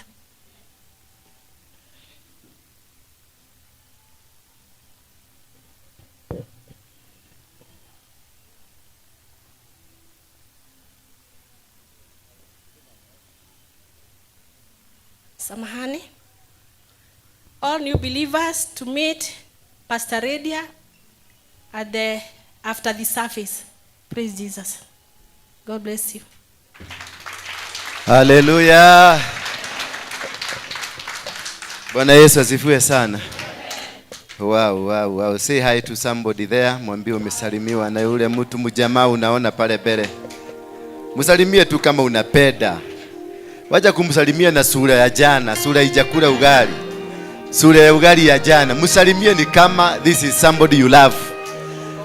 Muhag kama ni hagabo. Kama ni hagabo, hagi yeye. Na usihagi mzee ya wenyewe ama mama ya wenyewe, utamng'olewa meno. Bwana Yesu asifiwe sana. Thank you very much. Thank you for God is faithful. Yawa. Am I seeing you? Just come forward. This is my friend. Huyu mjamaa. Oh yes. How are you? Simama tu hapo. Yes, yawa. Bwana Yesu asifiwe. Na ngoja. Sasa umefanya nywele imekuwa ya mama. Yawa. What is wrong? Maajabu mtumishi. Maajabu. After kutoka hapa tafanya ushuhuda baadaye. Nifanye ushuhuda baadaye, ndio. Sema saa hii tu. After kutoka hapa niliona maajabu. Nimekuwa na kabiashara kadogo tu lakini akifanyangi mzuri. Ni ile naendanga unaweza pata 300 ama 200. Lakini after kutoka kwa hii kanisa kukuwa na my daughter, hata nimekuja na yeye hapo nyumba. Nani? Ares kuja. My daughter. Where are you, my daughter? We are people from UK. From Kisumu Dala. Yeah. Yes. Yes, my daughter. How are you? What's your name? Rosa Atieno. Rosa Atieno. Who is Lois? Anne. Anne. Who is this?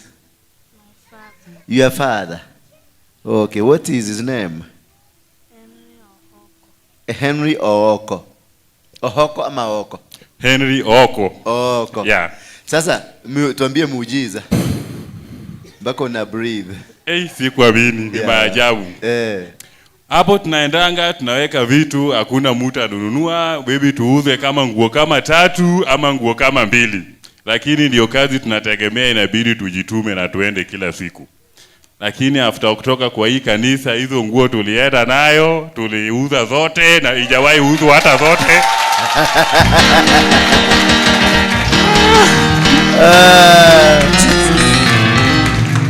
Baka my daughter hii ameniambia hiyo kanisa tunaenda na wewe sikuachi.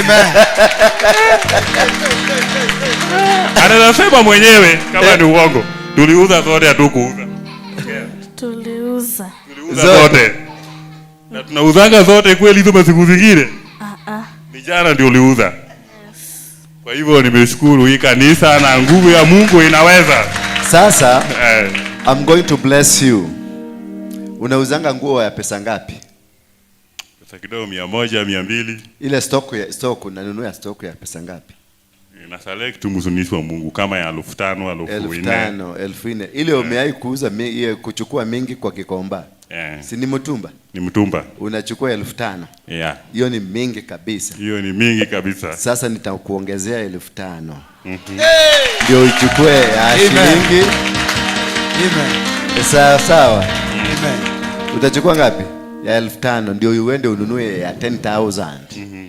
Ndio uongeze stock. Nimeshukuru. Hata nusu ya hiyo pesa niko nayo hapa nimeletea Mungu. Hebu leta nione. Kwa simu. Iko kwa simu. Tatuma. Utatuma. Hiyo lazima tatuma. Asante. Sasa kitu kingine mimi nataka ufanye. Unajua sasa hii umetengeneza imekaa kama ya mama. Dread ni mzuri. Itengeneze vizuri kama ya mwanaume. Si ndio? Asante. Itengeneze mzuri. Nitakupatia yule mama nani? Gari kubwa ako wapi? Gari kubwa. Akikujagi siku hizi. Uende utafute wax, watengeneze ikue mzuri. Dread ni mzuri. Ni venye Mungu alikataa mimi nikae na nywele. Lakini ningekuwa naye imefika huko. Umeelewa? Hii tutengeneze vizuri. Nitalipia ya kwanza ndio uone for example. Mimi ndio nitakutuma pale utaenda. Ndio ikuwe na for example mzuri. Mimi nataka suit, nitakununulia suit. Ukiingia watu wajue ile mtu wako na dread si mikora, ni mtu ya ofisi. Si ndio? Thank you very much.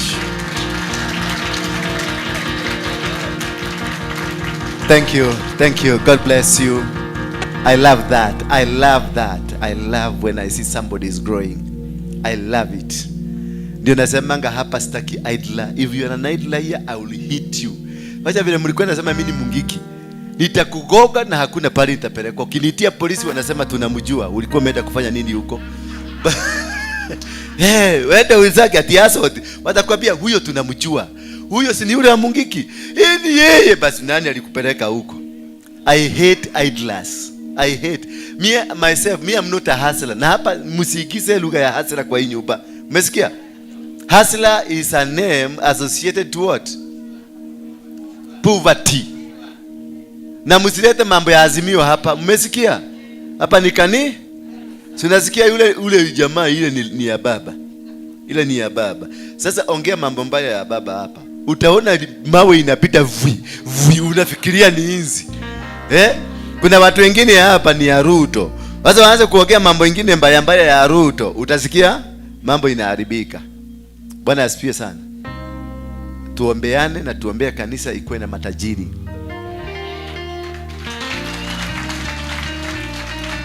Na faith without action is what? Is dead. So msikuje kuomba ati baba naomba unipatie nyumba, baba naomba pesa, baba naomba. Hiyo ni ujinga. Mwambie mwenzako hiyo ni ujinga. Pesa haiobagwi kanisa. Pesa haiobagwi wapi? Unaomba grace upate neema ya kwenda kutafuta pesa. Bwana Yesu asifiwe sana. Kanisani hakuna pesa. Kanisani ni kulete, mnaletaga mulete Kwa hivyo mimi nitawaambia mpate nguvu na grace ya kwenda kutafuta nini? Na mpate favor. May favor locate you. May favor of heaven locate you. May financial favor locate you. Amen. May the favor from heaven locate you. Amen. Thank you very much. You may be seated. Fafa, tarugama na iguru. Noko ekihe ya kwa kile gikururi rugama. Eha mami. Eha mami. Maitwe ha. Dakirugame. Mwena gikabu. Gikabu gyaku kiha. Sijasema upatie. Simama tu hapo. Kiha gikabu gyaku. Takionyita na guoko. Eha mutirima waku. Mutirima waku eha. Mutirima waku eha. Gikabu gyaku tanyita gikabu no nyite mutirima waku. Nyita gikabu no nyite mutirima. Nyita mutirima uria mwanyitanaga mwito iretu. Tathio go muthi mugaikare yo hau.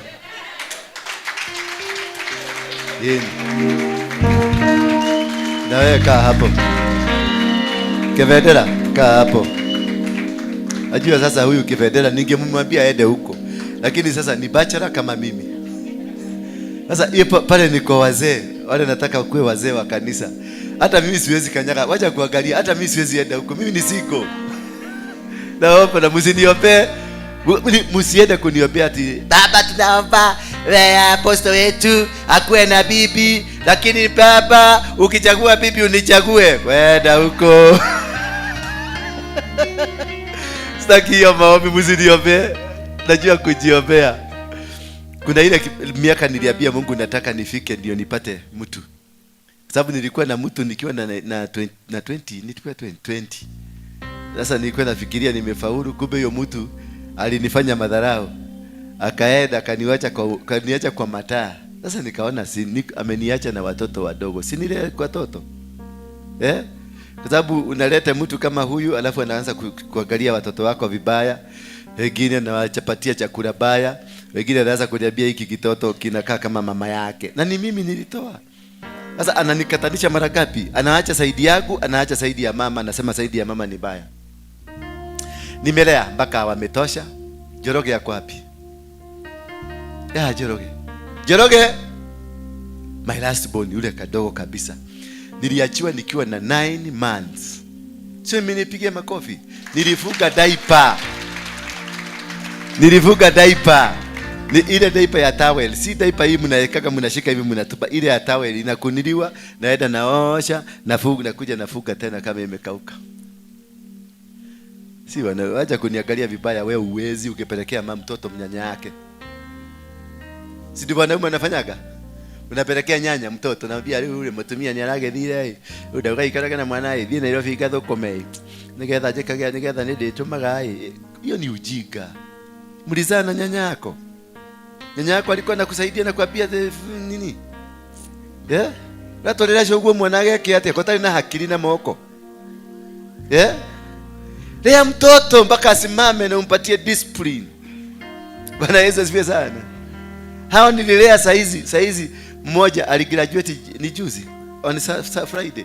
Aligraduate America kama commander wa jeshi in America.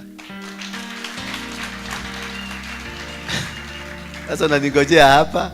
Aligraduate kama nini? Si ati ameanza ameanza ameingia juzi tu. Tulimwombea kwa ile madhabahu na tukamwombea baraka na tukasema tukamwambia mahali popote utaenda milango yako ifunguke. How many were there nikimwombea? Anaitwa Dan. Tulimweka kwa madhabahu tukamwombea, anywhere that you will go in this world, hii dunia ikukubali. Bwana Yesu asifiwe sana. And he went there. He joined the army about 2 months ago. They have graduated. Si kama ya Kenya naendanga sijui 1 year. They have graduated and they emerged the best in the entire. Saizi ameingia klasi ya kutrain, kuendesha ndege na kutengeneza ndege. Bwana Yesu asifiwe sana. That is the happiness of a father. That is the happiness of a mother. That is the happiness of everything that you do in your life. And that is what I want you to be from today. If you have a son, you have a daughter, the blessings of a father brings everything that requires a child to propel. Kununulia mtoto shamba, ama kumfungulia kampuni, ama kumfufanya chochote kile, ama kudhokoma, unaweka pesa mingi kwa sababu ya future of your children. You are doing nothing if there is no blessings. The blessings will determine what you become. The blessing will determine how far you will go. The blessing of your mother, the blessings of your father makes you what you become. Even if you have the blessings, the money or whatever that you have in this world, and you don't have the blessings of your parents, then that is zero. Si ile naonaga wanawake mnaidaga kujinunua kwa wazazi wenu. Hakuna mahali kwa Wakikuyu na kwa Biblia, hakuna mahali mwanamke anajinunua. If you have ever done that, that is infutility. Mwanamke hajinunuangi. To whom? Unajinunua aje? But mwanamke anaenda kwao for the blessings, parental blessings, but not buying yourself. You are bought and taken. But parental blessing, ile kitu umepata mzuri, unapeleka nyumbani, unapelekea mama, unamnunulia kasweta, unamnunulia ka blanketi, na unampelekea ka kitu, anakubless, anakufungulia dunia ikubaliane na wewe. Sababu hauna mke, kwa hiyo laini ya mke ndio dunia haijakubaliana na wewe. Kwa maana hauna pesa, hiyo dunia ya pesa haijakubaliana na wewe. Kukosa kazi, ni hiyo dunia ya kazi ndio haijakubaliana na wewe. That is why we go to our parents to seek parental blessing, so that dunia ya upande huo ikufungukie.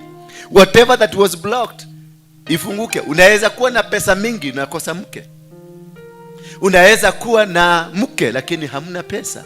Unaweza kuwa wewe nyinyi wawili mko blessed lakini watoto wote wakosa kuwa blessed. So you pray and you seek the blessings. Those kind of blessings are breakthrough. They don't come from heaven. They are connected to the parents so that they can come from heaven through the parents to you. Bwana Yesu asifiwe sana. And that is why God intentionally alifanya akaiweka into the commandments. The only first commandment with a promise. Bwana asifiwe sana. The only that has a promise. That teyathogwo na nyokwa niguo matuko maku maingĩhĩtoka. O no aidi kana no wake we waidi AIPCA. Wow, it's nice. Habari yako? Ni ukinyire guko na he muthaka we kanitha he muratagwo na ni mwathakara muno muri kanitha-ini. Ici nĩ nding'ori cia siasa. Amen.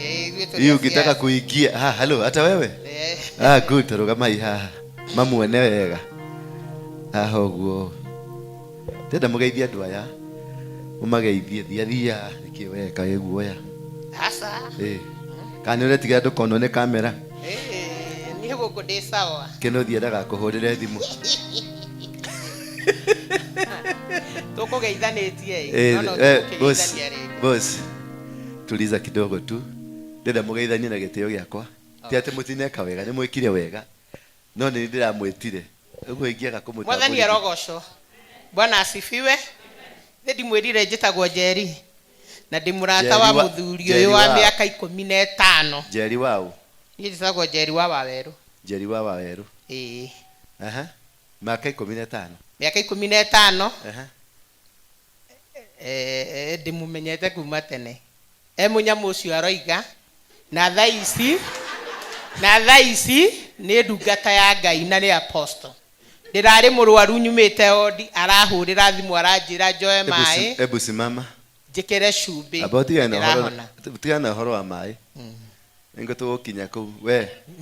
Huyu mzee mlikuwa mnaona, huyu mama mlikuwa mnaonana mahali. Getegera. Tuwe ulikuwa Getegera? Tuwe ulikuwa Getegera.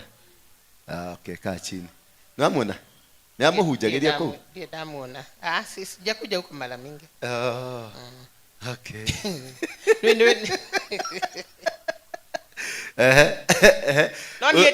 Huyu mama alikuwa mgonjwa kwa kitanda.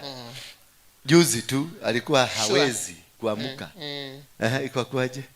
Nikampigia na nikamwambia apostle, naamini neno lako moja tu ndio niweze kuja kanisa.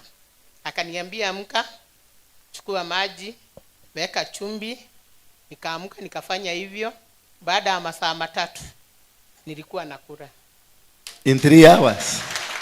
Amen. Bwana Yesu asifiwe sana. Hai. Na akakuja kuniona mpaka Naivasha. Huyo ni mtu wa maana sana. Si umpigie makofi. Nikio damu ila guko digotera. Nikisikia mtu ni wa Munyamu na bado anaendelea na Munyamu nataka kumchukua. Hapo kanusa. Nasikia anasema tware Munyamu. Nie diariho. Nie dari moyo. Si umeambia hawa saa hivyo. Hapana, hapo tukanuse.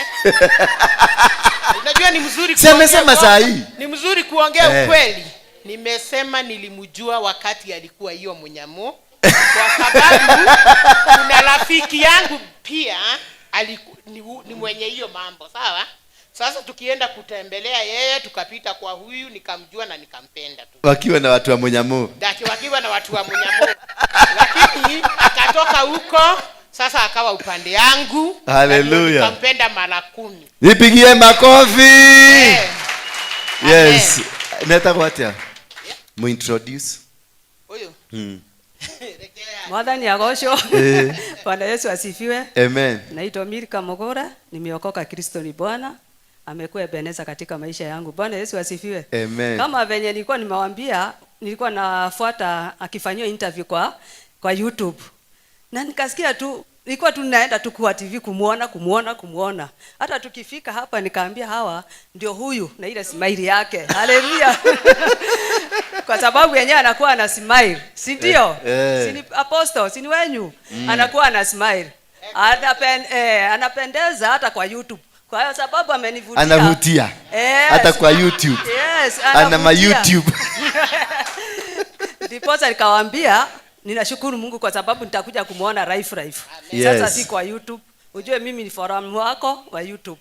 Sasa wewe ukue sasa YouTube na hapa. Amen. Si ndio? Amen. Mpigieni makofi. Yes, mami. Bwana asifiwe. Naitwa Masedumia. Nimetoka Naivasha. Jerry ni rafiki yangu. Na pia ni chiarede wangu. Ni chiarede. Hiyo chama yenu inaitwa?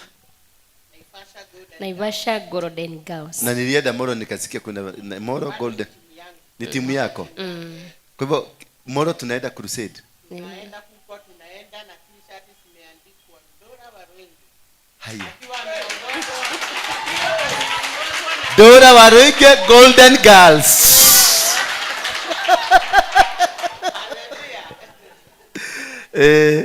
Yes baba. Bwana asifiwe. Amen.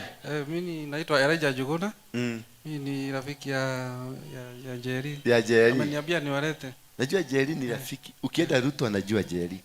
Ukienda kwa Uhuru anajua Jerry. Yeye ndiye anabebaga ile nini? Hapana, niseme. Ya dhuiti. Tropical. Anabeba baba, unajua baba analalaga. Sasa wakienda kwa meeting huyu anakaaga hapo nyuma anapatia baba tropical anafufuka.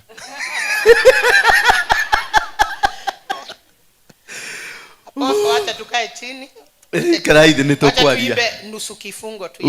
Uba kujeni padi kama ni kuiba kujeni padi. Edere Israeli manyite tone mugwate aliama manyite te mameraga atuhinere inyeboiria mwainagira gai wanyu edere abariole muguke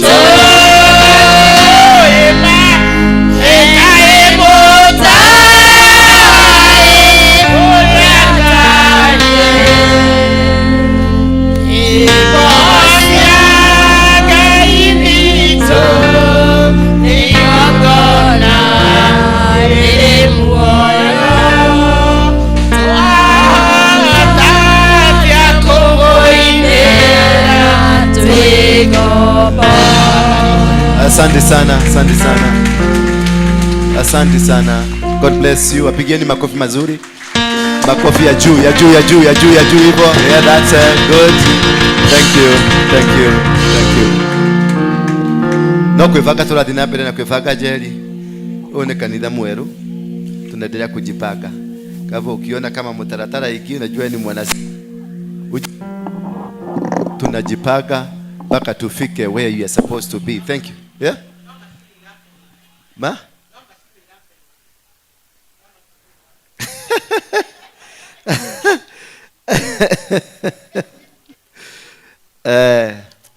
So my topic today is about parental blessings. Last time we were doing about the spiritual mistakes that we do. Today I want to speak about the blessings. How you bless your sons, how you bless your daughters, how you lift up these children because they need you, they love you, and they need. Every success of a child depends on the father and the mother. Bwana Yesu asifiwe sana.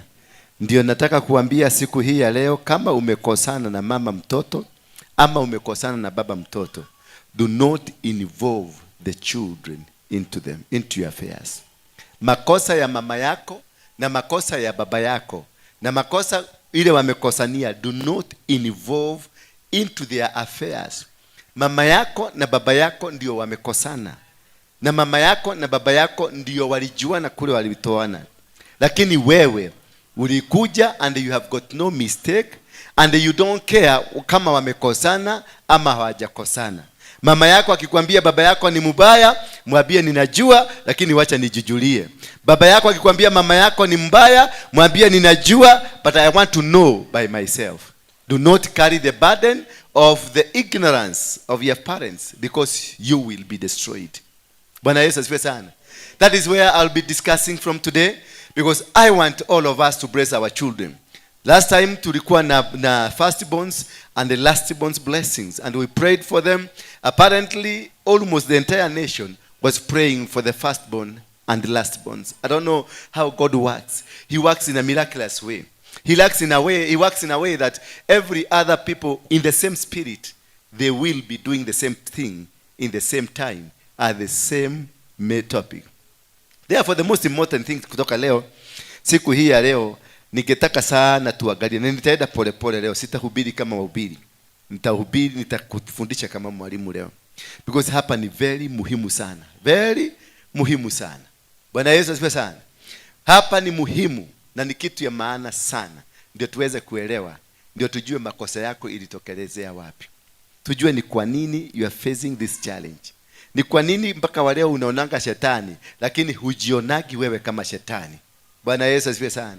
Kwa sababu kuna wengine sasa wengi tulifanya vituko, kuna wengine tulitusiwa wazazi wetu, kuna wengine tuliongea vibaya, kuna wengine tulifanya maneno ambayo mpaka saa hii we never knew, hatukuweza kujua, lakini imekuja kutukura baadaye. Mama yako hata kama ni kiwete, mama yako hata kama ni msharati, mama yako hata ametagazwa na inajulikana ni mchawi, she will remain to be your mother. Baba yako hata ni kamunyweso, ni kamulevi, ni mtu ambaye anakuaga 24/7 very drunkard, anakuniaga kwa barabara, watoto wote wanakujaga kumchuka, ukaimwenda kamudhurika yake ameyagira, huyo ni baba yako hata iwe nini, na hakuna kitu inaweza kumbadilisha. Therefore, wacha tuanze kwa in the book of Genesis 27 verse number 30 to 38. I need some high peke yake. The other part was good. It's night. High peke yake. Thank you. Genesis chapter number 27 verse number 30. As soon as Isaac had finished blessing Jacob, when Jacob had scarcely gone out from the presence of Isaac, his father, Esau, his brother, came from his hunting. He also prepared delicious food and brought it to his father. And he said to his father, "Let my father arise and eat of his son's game, that you may bless me." His father Isaac said to him, "Who are you?" He answered, "I am your son, your firstborn, Esau." Then Isaac trembled very violently and said, "Who was it then that hunted game and brought to me? And I ate it all before you came. I have blessed him. Yes, he shall be blessed." As soon as Esau heard the word of his father, he cried out with an exceedingly great bitter cry and said to his father, "Bless me, even me also, O my father." But he said, "Your brother came deceitfully, and he has taken away your blessing." Esau said, "Is he not rightly named Jacob? For he has cheated me these 2 times. He took away my birthright, and behold, now he has taken away my blessing." Then he said, "Have you not reserved blessings for me?" Isaac answered and said to Esau, "Behold, I have made him lord over you, and all his brothers I have given to him for a servant, and with grain and wine I have sustained him What then can I do for you, my son? Esau said to his father, have you but one blessing, my father? Bless me even also, O my father. And Esau lifted up his voice and wept. Then Isaac his father answered and said to him, behold, away from the fatness of the earth shall your dwelling be, and away from the dew of the heavens high, by your sword you shall live. And you shall serve your brother, but when you grow restlessly, you shall break his yoke from the neck. What does that passage tell us? That one, you need to be very upright and very careful. Ukwe mtu mwangalifu na ukwe mtu ambaye anajielewa na kujijua. Maana blessings can be stolen from you. Blessings can be taken away from you. But what is about the blessings? How about the blessing? Remember, wakati Rebeka alienda kuomba kwa ajili ya kupata mtoto, aliambiwa ndani ya tumbo yako kuna nini? Kuna mtoto, kuna watoto wawili. Mmoja ninampenda na mmoja simpendi. That was an indication kutoka biguni ya kusema, ya kuambia mtu anaitwa Rebeka, kuna mtoto ako ndani yako mwenye ataoperate kwenye laana. Na kama angekuwa mwangalifu, angesimama na ambie Mungu, ninabadilisha hayo maneno. Bwana Yesu asifiwe sana. Maana ndio kwa maana Mungu alimwambia, ndani yako kuna mtoto wawili, mmoja ambaye ataoperate kwenye baraka na mmoja ndani yako ataoperate kwenye nini? Ataoperate kwenye giza ama ataoperate kwenye laana. Kama angekuwa mwanamke mwerefu, na ndio nataka kuniwafundisha leo, unaweza kubadilisha njia ya watoto wako. Unaweza kubadilisha jinsi watoto wako wataishi ama watakuwa. You have it in your mouth. You have it. Baraka zote na laana zote ziko kwa kinywa chako. Mama huyu alitabiriwa na akaambiwa, kama vile wana wa Israeli wakati mtu anaitwa Ibrahim alikutikana na makosa, akaambiwa kizazi chako kitakuja kuingia katika slavery ya miaka 400. Angejua ama angefundishwa, angesimama hapo mbele ya Mungu amwambie, nimekataa, kizazi changu hakitaishi kwenye laana ya miaka 400 ama kwenye mateso ya miaka 400. Kwa hivyo una uwezo wa kubadilisha. Una uwezo wa kusema hayo maneno yaliyotajwa juu yangu nimeyakataa. Mtu atakuja kuseme wewe ni mwende wasimu weke mogoroki. Umeona mwanamke huyu ni mwerevu sana. Nimemwambia kitu hapa amekataa, amekanusha, baada kwa sababu nikizungumza anyamazie itakuwa hivyo. Bwana Yesu asifiwe sana. And that is where as parents mmefanya vibaya. Umeita mtoto huyu wako kwa sababu ni mnuko na hasira. Ndogo wenu hela. No helewa ndugu wenu. Huyo mtoto at some time utakuta kirukaruka kama ndugu. Kwa sababu ulimtabiria, ulimuita ndugu. Na wewe pia tabia zako na mienendo yako, maana umemuita ndugu, na ndugu ilizaliwa na nani? Na ndugu. Hata wewe utajikuta ukijibehave kama ndugu. Ndio nakutaka musasi ako upright ni mzuri, lakini tabia zake na za kile kitu kinafanyika. Ukiangalia mtoto unaona mama yake. Ulitabirio kaita mtoto kuyenwa hela hadie takataka hii. Huyo mtoto atakuwa ubwa na atakuwa takataka. Hata akienda Amerika atabehave akiwa takataka na atabehave akiwa kaubwa. Unakutaka kazi yake ni kunusanusa tabia za watu kama kaubwa. Bwana Yesu asifiwe sana. Utakuta mwanaume ni mkubwa, ni mzima, ako na watoto amezaa, lakini tabia zake ni kunusanusa hii nyumba ingine inazungumzwa nini? Kwa sababu ni ile kitu alitabiriwa na mama yake. Whatever the mother said. Wana wa Israeli walipoambiwa, Abraham aliambiwa kizazi chako kitaingia kwenye laana, kwenye mateso ya miaka 400. Laiti angejua asimame mbele ya Mungu na mwambie Mungu nimekataa.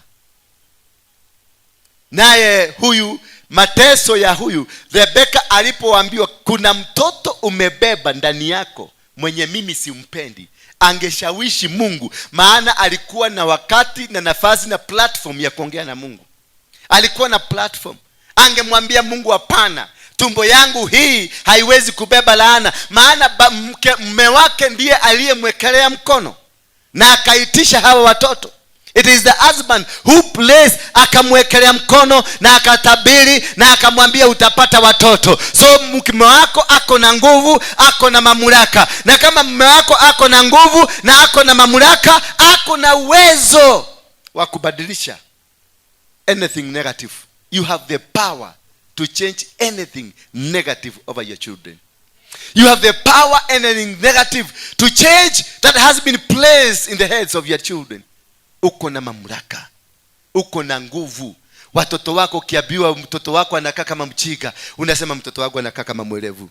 In the name of Jesus. Ukiambiwa mtoto wako ni mjiga, mwalimu akisema huyu mtoto ni kodoo, ni kubavu, hata elewi chochote, mwambie in the name of Jesus mtoto wangu ni mzuri. Utakuwa umebadilisha. Ile chochote kinatamkwa kiko na nguvu. Matamshi, anything spoken, jambo lolote linalozungumzwa kutoka kwa mdomo wako, kutoka kwa mdomo ya mwalimu. Nilikwambia kuna watu about they are so powerful in your life. Your parents, number 1. Number 2, your teacher. Number 3, the leaders, community leaders. Number 4, huyu mtu mnaona amesimama hapa anaitwa mchungaji. Those can determine what you are going to become. They will destroy you or they will make you.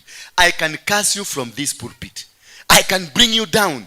Hata kama wewe ni namna gani, hata kama president, I can bring the president of the republic of this country hapa, naweza kumleta chini. Bwana Yesu asifiwe sana. Na hapa ndio tunaweza kumuinua. Alitembea kwa makanisa akakuwa president. Na alikuwa hakuwa na chances za yeye kuwa na president. Ruto hakuwa na chances. He didn't have. Hata wale walifanya mahesabu kama hao wanasiasa, hawakuwa nafikiria Ruto anaweza kuwa president. Lakini kuna kitu alifanya. Alikuja kwa hii madhabahu, akapiga magoti hapo, akatoa sacrifice, akaitisha madhabahu impiganie. Sasa nyinyi mlikuwa mnapigana na mtu anaitwa Ruto, lakini madhabahu ndio ilikuwa inampigania. You can never win against an altar. Iwe ni ya muganga ama ni ya mchawi. Ukiwa hauelewi ni madhabahu kwa madhabahu. Kama ni kwa muganga, usiende ukapigane na muganga na vita, hata kumaliza. Ni madhabahu kwa madhabahu. Nainua madhabahu yako, ipigane na madhabahu hiyo ya muganga, na utaona utamshinda. Lakini ukienda kifua, ati sisi ndio tulifanya, mimi ndio nilifanya, mimi ndio nitaenda, utaagushwa ukienda. Kwa sababu madhabahu haikutabui. Madhabahu haitabui binadamu. Inatambua nguvu zake. Na inatambua ile kitu imetengenezwa ipigane nayo. Imetengenezwa kupigana na madhabahu ingine. Kama ni madhabahu ya umaskini, hii inapigana na umaskini. Kama ni madhabahu ya usherati, hii inapigana na usherati. Kama ni madhabahu, any kind of an altar. The war of altars is won at the altar. You will never win the battle of the altar anywhere else. That is why Ruto was smart. Above and everything. Anaweza kuwa hata hakupata hizo kura, lakini alienda kwa madhabahu, akainua level ya vita zake, zikaenda juu. Vita zake zikapanda juu. Nyinyi hawa wakitembea huko na uhuru wao, walitembelea huko kwa mwili na nyama. Ruto alitembelea katika ulimwengu wa madhabahu. That is why madhabahu lazima, hata kama jaji waliona makosa, madhabahu iliambia jaji, badilisha. Na ndio naona huyu Fenomena Moiro, wakati alitoka wakaenda kuandika hiyo kitu, aliwaambia yule Mungu ambaye mnaomba, mumwambie atusugumusie, maana hata Supreme Court inaopoletagi na madhabahu. Na hawa watu walielewa, hii ni vita ya madhabahu, si vita ya akili zetu. Tutaandika kile madhabahu itasema, na ndivyo kulisemwa. Kila mtu alikuwa amesema Ruto ameshindwa, kila mtu alikuwa anaona Ruto atashindwa, lakini madhabahu ili alitolea sadaka ilikuwa juu kuliko Uhuru na Raila. Maana Uhuru na Raila badala ya kwenda kanisani walikuwa wanaenda kwa bar, wanakamata bili, wanasemanga hii haka kamutu tutakamaliza. Kumbe haka kamutu kaliacha kukua kamutu, kakaingia kwa madhabahu kakakuwa kimutu. Panua maisha yako, inua kazi yako, inua kanisa lako kwa kuinua madhabahu. Wacha watu waache kukuona kama Waroige wa Mogeke. Waache wakuona kama yule mwizi, kama yule mama maskini, kama yule mama amekuwa. Hapana, inua kiwango cha madhabahu. Ndio naona napita katika nchi mzima nikiinua kiwango cha madhabahu, ndio tuweze kutembea kadri ya mapenzi ya Mungu. Tuweze kubomoa madhabahu ya shetani, tubomoe madhabahu ya umasikini, tubomoe hata hiyo madhabahu ya Mongeke, tuibomoe, tuikanyage, tuiharibu, Ama mnafikiria Mongeke ilikuwa ni Waroige na Maina? Forget that. We were nowhere. Anybody saizi aende ajitangaze pale kwa media, aseme mimi ndio chairman wa Mugeke, atakuwa mkubwa. Kwa maana ni madhabahu tuliinua. Tulichinja mabuzi na mang'ombe. Bwana Yesu asifiwe sana. Tulichinja mambuzi na mang'ombe, si moja, si mbili, ni maelfu za mabuzi zile tulichinja. Mimi ndio najua siri ni nini tulifanya. Ndio tukainuka tukaenda huko juu. Wakati niliondoka, hiyo madhabahu ilipasuka. Bwana Yesu asifiwe sana. Hiyo madhabahu ilipasuka. Maina akaachwa na kinusu kimoja na mimi nikaenda na kinusu. Ndio naonanga anajaribu kuinuka, anashindwa kwa sababu kuna kinusu niko nayo. Bwana Yesu asifiwe sana. Na sio kinusu, ni kidhiri quarter. Hallelujah. So you have the power. Now for you to bless your children, you must have an altar. Inaitangwa the family altar. It is the family altar that controls, that will make you to succeed wherever you go.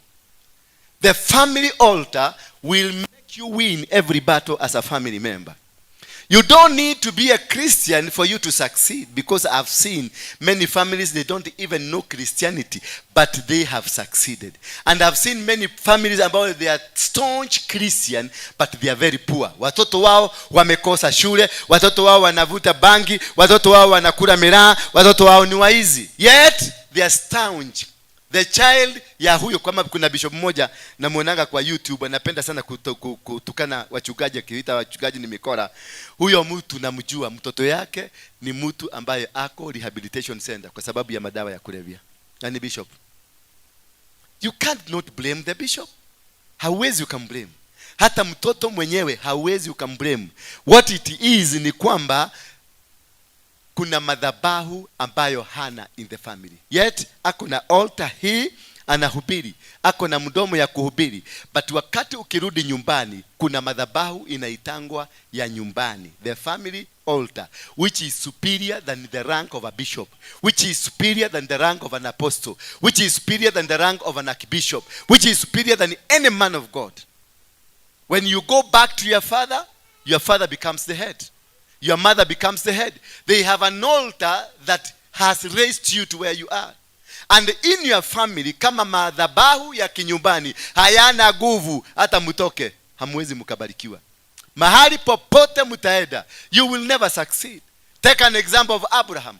Abraham aliambiwa nitakubariki na nibariki kizazi chako. Kwa hivyo kina Isaac, kina Jacob, kina Esau, wote hao wamebarikiwa kwa sababu of the Abrahamic blessing. And the Abrahamic blessing ilikuja wapi? Kwenye mlima Moria, mahali alitoa mbuzi, akachinja kondoo, badala ya kuchinja mtoto, akachinja yule mbuzi, na huyo mbuzi akasimamia familia. So that is where all over the end, kwa sababu ya matamushi yalitolewa kwamba nitakubariki wewe na kizazi chako, kwa ajili umeinua madhabahu. Kwa hivyo hii madhabahu ikakuwa commanded by God that kizazi hiki ukitrace wherever they go, they will receive blessings. Kuna watoto, kuna familia unakutaka wherever they go, hata toke hapa bila kazi aende Australia, aangushwe na ndege kwa kichaka katikati, atapata mtu wa kumsaidia. Na kuna mtu atatoka hapa aekwe safari kwa ndani kucontrol pesa na M-Pesa na Mshwari na zile zote wanatuibaga, lakini bado anatoka huko akiwa maskini. Pesa yake yote anaipeleka kwa ulevi, akitoka huko the following day hana hata dururu. Zoom out. Hana hata ndururu. Kwa sababu ya nini? Baraka za kifamilia. Hana baraka za nyumba. Familia yao haikujenga msingi wa madhabahu ya kuwapigania. That is why some families are weak and some families are strong. The Kenyatta family, they laid a foundation of an altar of their family. Whether it is ni ya shetani ama ni ya Mungu, but they have a family altar. Koinange family, they have a family altar. Ndio unaona Koinange family mpaka saa hizi wako na mashamba na haitaisha. Familia ndio itaisha iache mashamba. Saa hizi they are leasing like a government. Kuna familia unakuta familia zingine baba yao aliinuka kainuka, but chini yake hana hata katoto ambao kameinherit yeye, kwa sababu hakuna madhabahu. Alitembelea, alishikana na mtu ako na madhabahu. Kuna wazee wengi walitembea na Moi. Bwana Yesu asifiwe sana. Akina Kamodho, akina nani unaitwa Kenyajui, wale wote walitembea na Moi, walitembelea kwenye madhabahu ya Moi na wakatajirika kwa sababu ya Moi. Lakini wakati Moi alikufa, hawa wazee wote watafute, nobody has anything. Kwa sababu ile madhabahu walitembelea nayo ilianguka, ilitoka.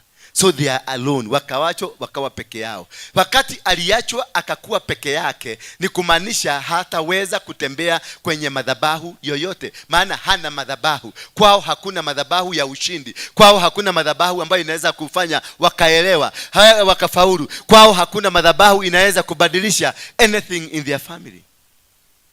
So by association you can become. But remember, by association, the person you have associated with, kama ataondoka kwa maisha yako, utabaki ukirudi zero. Ndio naonaga watu wanashidagwa, idho siafafa itoka siadhireko. Tulikuwa matajiri, tulikuwa na manyumba, tulikuwa na magari, tulikuwa na vitu vikubwa vikubwa. Huyu unauliza historia, mzee alikuwa nani? Ndiye alikuwa kanu chairman Naivasha. Ndiye alikuwa kanu chairman Girigiri. Ndiye alikuwa kanu chairman Nyahururu. Ndiye alikuwa kanu. By the association of the person whom you are under, you will still win the battle. But with the day this person exits, ama wewe uondoke kwa hii madhabahu, kama sasa mapasta ambao wako hapa wako chini ya the grace of this church. Ukifungua kanisa yote mahali popote, utapata inakuwa, utapata growth inaendelea vizuri, utapata kila kitu kinakuwa vizuri. But the day utaondoka, tunataka kupasua kanisa, utapasua for only 6 months. The 7th month utakuta hauna mtu hata mmoja, because you are not operating in the grace that graced you. Bwana Yesu asifiwe sana. So you must be able to understand, before you go kwa wagaga, before you go to that pastor, before you go to that bishop, jiulize kwanza, kwetu kuna madhabahu ambayo inazungumza blessing, ama kwetu kuna madhabahu inayozungumzia downfall? Because most of you are poor, not because you are supposed to be poor. You are poor because madhabahu ambayo inaongea kwenu ni ya umaskini. Baba yako hakuwa na time ya kujenga madhabahu ya kifamilia. Baba yako he never sacrificed as a family, as a father of the family. He never sacrificed for his children. You need every year to do a sacrifice for your children. You need every year to do a sacrifice for your cows and your goats. You need every year to do a sacrifice. Not every year, every time. But yearly, watu wengi walifanya. Hana alifanya hivyo yearly. Lakini kama unataka madhabahu yako inakuanga kubwa kulingana na venye una sacrifice. The more you sacrifice, the more stronger you become. Hawa watu unaonanga wako power, wame sacrifice mpaka watu. Hii Shakahora unaona, it is a political den, not a Christian, not a church den. Ni wanasiasa walikuwa wanaenda wanatoa kafara huko ndio wapate viti. Bwana Yesu asifiwe sana. Watu wengi wamekuwa wamepatiana kwa Freemason, wamenyongwa, damu imechukuliwa ndio wakue viongozi katika taifa. So the more you sacrifice, the more you become. It doesn't matter what kind of a sacrifice. Kama ni kwa shetani, yes, hata kama ni kwa Mungu, it doesn't matter. A sacrifice, the top, ile sacrifice kubwa imetolewa ndio inazema. Sio useme ati wewe uko na ati Yesu alikukufia. Hiyo ni ujiga. Hiyo ni ujiga. Madhabahu iliyo juu ni madhabahu ile imetolewa zaidi. Ukuje kanisa hii utoe shilingi 1,000 na yule mwingine aende kwa mganga atoe mtoto, atakushida yule. Wewe na Ukristo wako wote utagogwa na utaangushwa. Until such a time you know that God reveals to you, this is what you can use to counter this which was given. Kule walitoa kafara ya binadamu, Mungu atakupatia ufunuo. That is now when Christianity comes in. That is now when Jesus comes in and helps you to know, helps you to understand what is behind. Ni madhabahu gani inatawala kwenu? Ni nguvu gani hii imetawala? Tumekuwa Wakristo, hatujawahi fanya dhambi, hatujawahi kufanya jambo lingine lolote libaya, lakini tunaendelea kuteseka. Hapo ndio Mungu atakufunulia. Atakwambia shosho wa shosho wa shosho ndio aliinua madhabahu ya umaskini kwenu. So utajikuta uko kwenye laana ya kizazi cha 3 ama kizazi cha 4. Despite that, your father alikuwa Catholic bishop. Your mother alikuwa hiyo kitaba ya ni CMA ama ni what.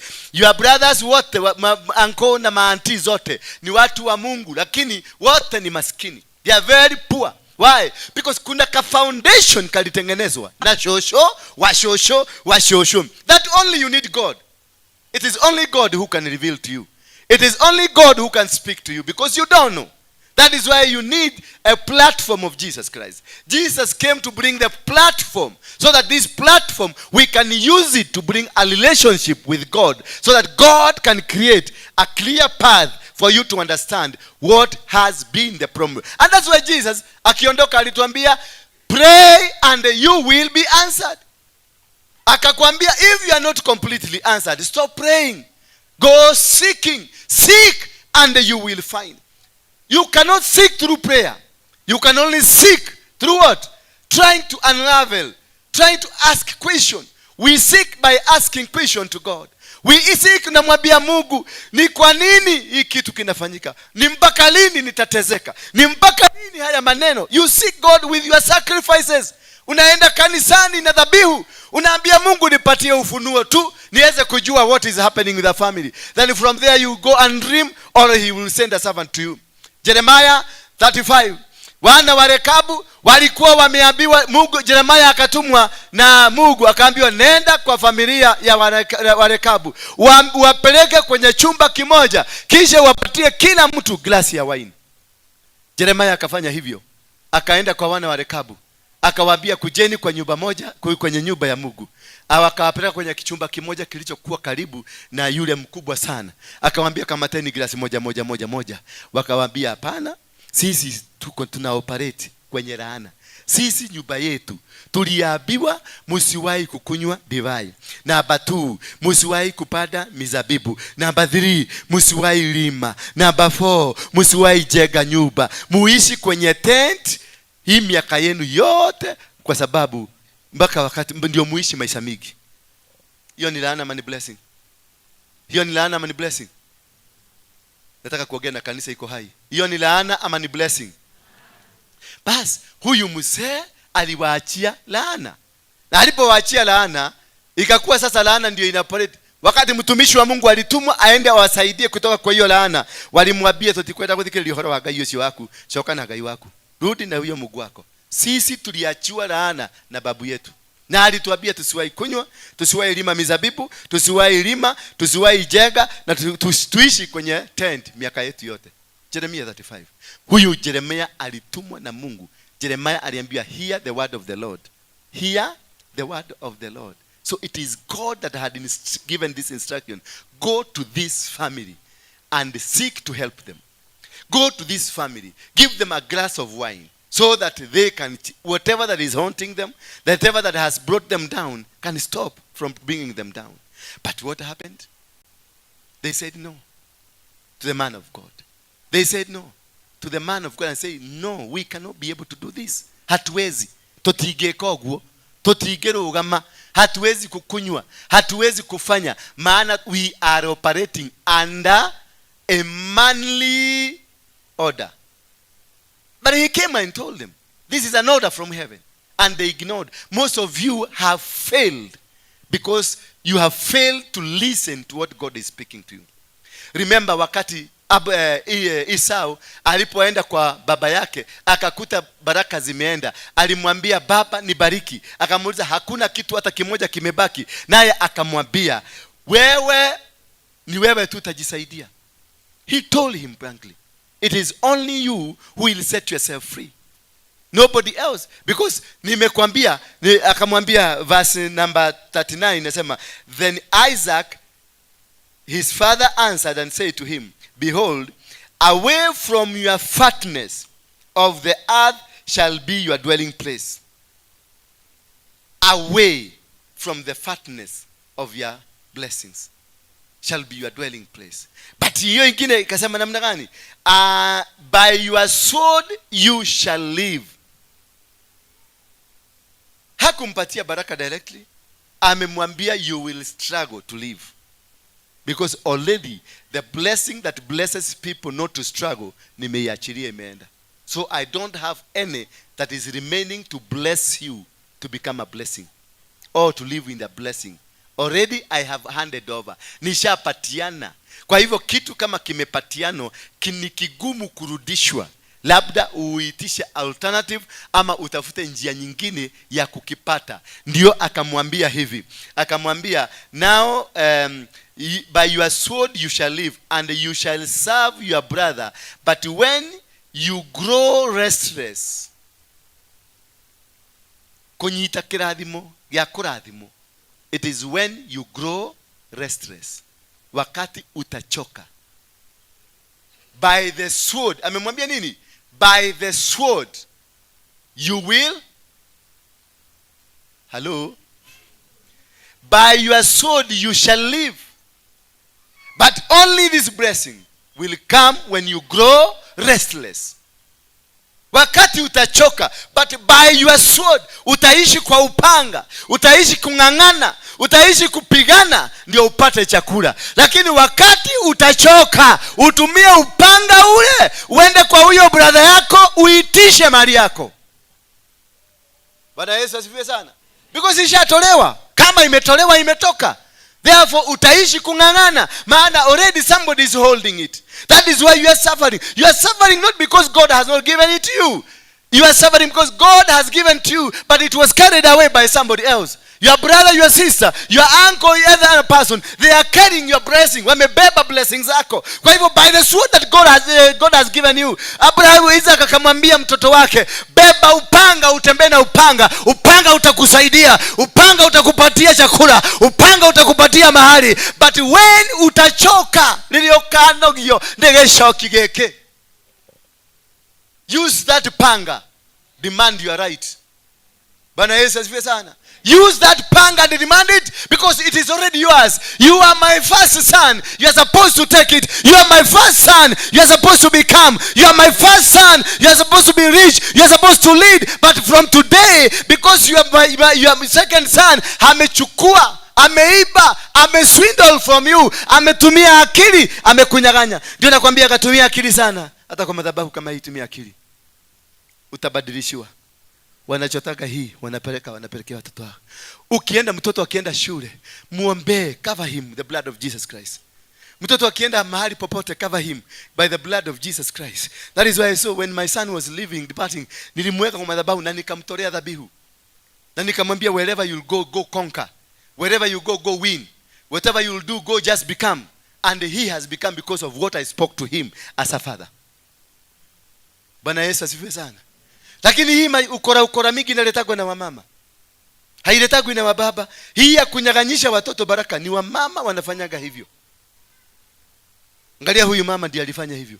Alichora, akachora, badala abadilishe ile neno iliambiwa na Mungu, aibadilishe. Kwa sababu that is why when anything is revealed to you, inakuwa revealed to you ndio uibadilishe. Una uwezo, chochote ambacho umepata ufunuo yake, una uwezo wa kubadilisha.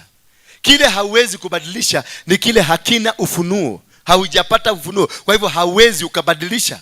Lakini huyu mama aliambiwa, kuna mtoto ako ndani yako ya tumbo mwenye simpendi, mwenye atatembelea kwenye laana. Wakati huo kama mama angesimama ambie Mungu, nimekataa, mtoto wangu si utumbo wangu hautabeba laana, angemfungulia kitabu ya Deuteronomy 28 aseme, blessed shall be the fruit of your womb. Na ni Mungu alikuwa amesema, si yeye alisema, ni Mungu alisema, blessed shall be the fruit of your womb. So angemwambia, baba, you said the blessed shall be the fruit of my womb, so I refuse to carry a womb. I refuse to carry a baby that you hate. Change the name. Jabez alijua na akajua hii ni tatizo, lakini mama yake hakuweza kumsaidia. Yeye alijua jina yangu ni tatizo, akaenda kwa Mungu akaambia Mungu, nimekuja na dhabihu hii, nibadilishie jina yangu. Hata sasa una uwezo wa kubadilisha maisha ya watoto wako. Hata sasa una uwezo wa kubadilisha maisha yako. Maana tumeambiwa kuna liwe inasema, wakati hii kitu itakataa. Wakati hii kitu itakataa. Zoom out. Wakati hii kitu itakataa. Wakati utasikia umechoka. Leo kaigwa ni warega. Leo kaigwa maondo ni mari tohareu. Leo kaigwa ni daregana na thena. Leo kaigwa ni daregana na konyararo. Leo kaigwa ni daregana na gotunyo. Leo kaigwa ni daregana na koiyo. Leo kaigwa ni daregana na kuhudhira oru. Wakati utasikia watu wamekutumia vibaya na sasa this is no, siku hiyo useme no. Naye Mungu amekupatia mamlaka na akakupatia by your sword. Kuna kasiraha kube Mungu amekuachia. Kuna silaha umebeba, na hiyo silaha unaweza kosa kuitambua, lakini ukitembea na Mungu utajua, I have a weapon that will save my life. I have a weapon that will save me from the tormentation ambayo nimepitia kwa husband yangu. Nina silaha ambayo nitaitumia kwa ajili ya shida ambayo mke wangu amenipitishia. Nina silaha ambayo nitaitumia kutokana na venye watoto wangu ama watu wa dunia wamenipitishia. I have a weapon. And this weapon, it is to say no. Nikusema nimechoka. I'm not going to carry this yoke again. I'm not going to be called this name again. I am a child of the Most High. I am a child of the Most High. Mimi ni mtoto wa mfalme. Mimi ni mtoto wa mfalme. Ukatae na useme I was not born to be poor. I was born to be rich. Kisha ufungue kitabu ya Genesis 1. Ujue Mungu alimwambia. Naye akamuumba mtu aliyekuwa na mfano wake. Kwa hivyo unakula shida because you want to be. You are poor because you chose to be. Otherwise, kama ungechoose kuwa tajiri ungekuwa. In the book of Genesis number 26, verse chapter number 1, verse number 26, and they said, na tumuumbe mtu aliye na mfano wetu. Kisha wakamuumba mtu aliye na mfano wao. So you are a creature, an image of God. You are a true reflection of God. You are a true reflection of what God is. Bwana Yesu asifiwe sana. You are not just ordinary. You are an extraordinary person. You are such a powerful person because you carry the image of God. Look at your neighbor. Just look at your neighbor. Stare at your neighbor. Uone. Muangalie neighbor yako. Angalia kwa macho. Muangalie kwa macho yake kabisa. Muangalie kwa macho kabisa. What are you seeing? Unaona kimutu keusi, si ndio? That is how God looks. Muangalie vizuri. Hivyo unaona anafanana. Hivyo ndivyo Mungu anafanana. You look like God because he made the man and the woman was created in the image of God. And then God blessed them. After he created them, he blessed them. Meaning you are a blessed person. You are a blessed woman. You are a blessed child. You are a blessed father. You are a blessed businesswoman. You are a blessed businessman. You are a blessed pastor. You are a blessed bishop. You are a blessed child. You are a blessed person. You are carrying a blessing. Therefore, there is no room for you to be cast. Huyu Rebecca angejua, angemwambia Mungu, you created a man in your image. You created a woman in your image. Angekuwa na uwezo wa kumwambia, in your image you said we are blessed. Hallelujah. Therefore hakuna kitu Rebecca angekubaliana nayo ya kusema amebeba tumbo iliyo na ubaya. Hakuna kitu Rebecca angekubaliana nayo kusema at in you unabeba mtoto ambaye ninamchukia. Agerudi chapter 1 of Genesis, abie Mungu ya kwamba in your image man and a woman were created. So and then verse number 27, and you saw it was good. And then you blessed them. So there is no way you can be a cursed man. You can only be a cursed man if you agree with it. Ukikubaliana na kutusiwa, ukikubaliana na kuteswa, ukikubaliana na kuonewa, you will become. Hakuna mtu aliyeumbwa akiwa tasa, hakuna biashara tasa, hakuna kazi tasa, hakuna kanisa tasa, hakuna Biblia, hakuna familia tasa. We are all, sisi wote tumetengenezwa kwa mazao. Sisi wote tumetengenezwa kwa mazao. Kwa hivyo ni kule tu kumkumbusha Mungu. Genesis 26, Genesis 27 na Genesis 28 verse 25 chapter 1 26 27 28, and God created you from the image of him. We are created in the image of God, and he blessed them. Then he told them, subdue the earth and have dominion over the earth. Hallelujah. That subdue the earth. Kanyaga amekupatia mimea, wanyama na ndege za angani, zote ni zako. Amekupatia chochote ambacho kina uwezo wa kuzalisha, chochote ambacho kina uwezo wa kuleta manufaa, chochote ambacho kina uwezo wa kuleta mabadiliko. Mungu alikutengenezea, Mungu alikupatia, Mungu alikupatia na akasema I have blessed you. So there is no room for you to be poor. There is no room for you to be lost. There is no room for you to suffer. All of us, we have the blessings from heaven. All of us, we have the blessings from the King, Master King. The God who is in heaven. We have the blessing. He told us to have dominion. To have dominion, it is to control. To have dominion is to make sure you come in the city center. Na unachukua nyumba kama hii na unasema, this is where I'll be worshiping my God. Unakuta kulikuwa kuna mafaili za kahawa zimekuwa huko 30 years. Unakuta huko kuna mtu alikuwa amesema nyumba ni yake. Unakuja unamdisplace. Maana hizi ni vitu za baba. Unachukua ile upanga, unachukua the sword ile Esau alikuwa nayo. Unakuja unachukua sword. Unawaambia lazima mtoke, lazima muondoke. You must move for me. You must move for me. I have come. Nimechoka. You can't sit there and hope to be rich. There is no hope to be rich. You have to go for it. If you want to drive a car, you go on your knees to ask God, give me strength. Naenda kwa duka ya muhindi kuchukua gari. Nikiwa na pesa na sina pesa, naenda kuchukua gari. Mimi ndio nilifukuza Wahindi wote Nairobi nikiwa Mungiki. Wacha sasa mnasemanga ati Mungiki ilikuwa. Mimi Wahindi hao wote, hizi souls zote unaona ni mimi nilianzisha. Na niliambia vijana totiko hota. Yes.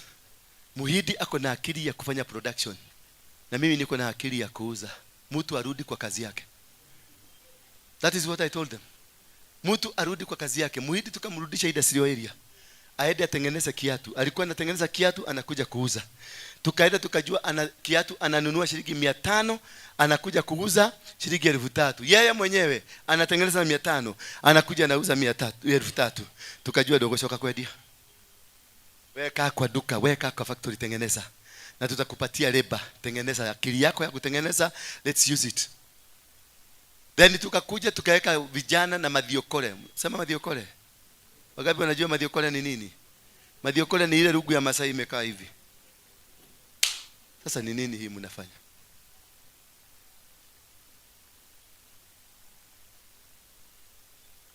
So, I took it. Tukaenda kwa duka ya Muhidi, tukatengeneza vijana 10 hapo nje. Na vijana 10 na rugu pale. Vijana 10 wa kuuza na vijana 10 wa kuchuga. Hawa wanauza. Na vijana 10 wa kuzuia mlango ya Muhidi, hakuna mtu kuingia. Muhidi anapiga simu kwa Kajo. Anasema amevamiwa na vijana. Sasa kumbe tunataka Kajo akuje tunyoroshee Kajo akiona ndio ajue hana security. Ndio maana madhiokole ilikuwa. Wakajo walikuja. Mlango hapo ndani, sasa tukawaigiza ndani ya duka ya Muhidi. Tukawafinyia huko ndani, Muhidi akiangalia. Muhidi the following day akafuga duka na akaenda. Tukachukua duka. I encourage you to do so from the pulpit. That is refusing to be poor. Lele okanogio nego shoki. Siku utachokeshwa. When you grow restless, then when you will say no to poverty. Say no to poverty. There is no unoccupied land in this world. Hakuna hata ile unaonanga ukipita kwa ndege unaona ni tambarare iko na KWS. It is a government property. There is no unoccupied piece of land. Every land is there, occupied by somebody else. Mimi ile nyumba nimejenga, nilikuta iko na mtu mwingine, nikatumia pesa, nikamfukuza. Bwana Yesu asifiwe sana. Nikajenga nyumba yangu hapo. Sasa siendagi Geshagi kulala Geshagi, naendaka kwangu kutembea, naendaka kutembea mama yangu. Kutembelea mama yangu. Nimetoka. Vile mama yangu alitoka kwa baba yake, akakuwa akuwa na freedom wakiwa na bwana yake, wakakuwa na freedom. Hivyo na mimi nimepata freedom yangu, nimejenga kwangu. Bwana Yesu asifiwe. Kwa sababu nilisema nimekataa, ninalea, sitaendelea kukaa because I was blessed. Wakati nilitoka nyumbani na viazi kwa kale kagunia tulikuwa tunanua ile mahidi ya hybrid kalikuwa Kayeru. Nikaekewa viazi hapo na nikaekewa mahidi uga imesagwa ya Gethei, nikaekewa hapo na nikaekewa minji kutoka nyumbani. Nilienda tu bagi 3, nikaombewa lift ya gari ya nini? Ya mafuta ikanileta Nairobi. Nilikuja na gari ya mafuta Nairobi. Saizi natembeaga nyumbani na KVX. Nenda napaki hapo nyumbani. Kwa nini? Kuna baraka niliachiliwa na mama yangu. Akaniambia huko mienda. Mtoto wangu, the only thing I can be able to give you is this. In fact, that was the only thing. Hiyo ndio ile kitu angenipatia. Because she could not even afford kunipatia tiketi, hata pocket money hakunipatia. Alinipatia only mahidi, unga ya kusiaga ya gesagi na tuviasi na tuminji. Hiyo ndio nilikuja nayo Nairobi. That is all what I needed. That kind of a blessing, that kind of a send off. Mimi sikuona kama saizi angekuwa ananiambia ningemuuliza leo mami diradhieko. Nilikuja blindly, but little did I know I was carrying her blessings. My life did not become so good. Haikuwa mzuri either.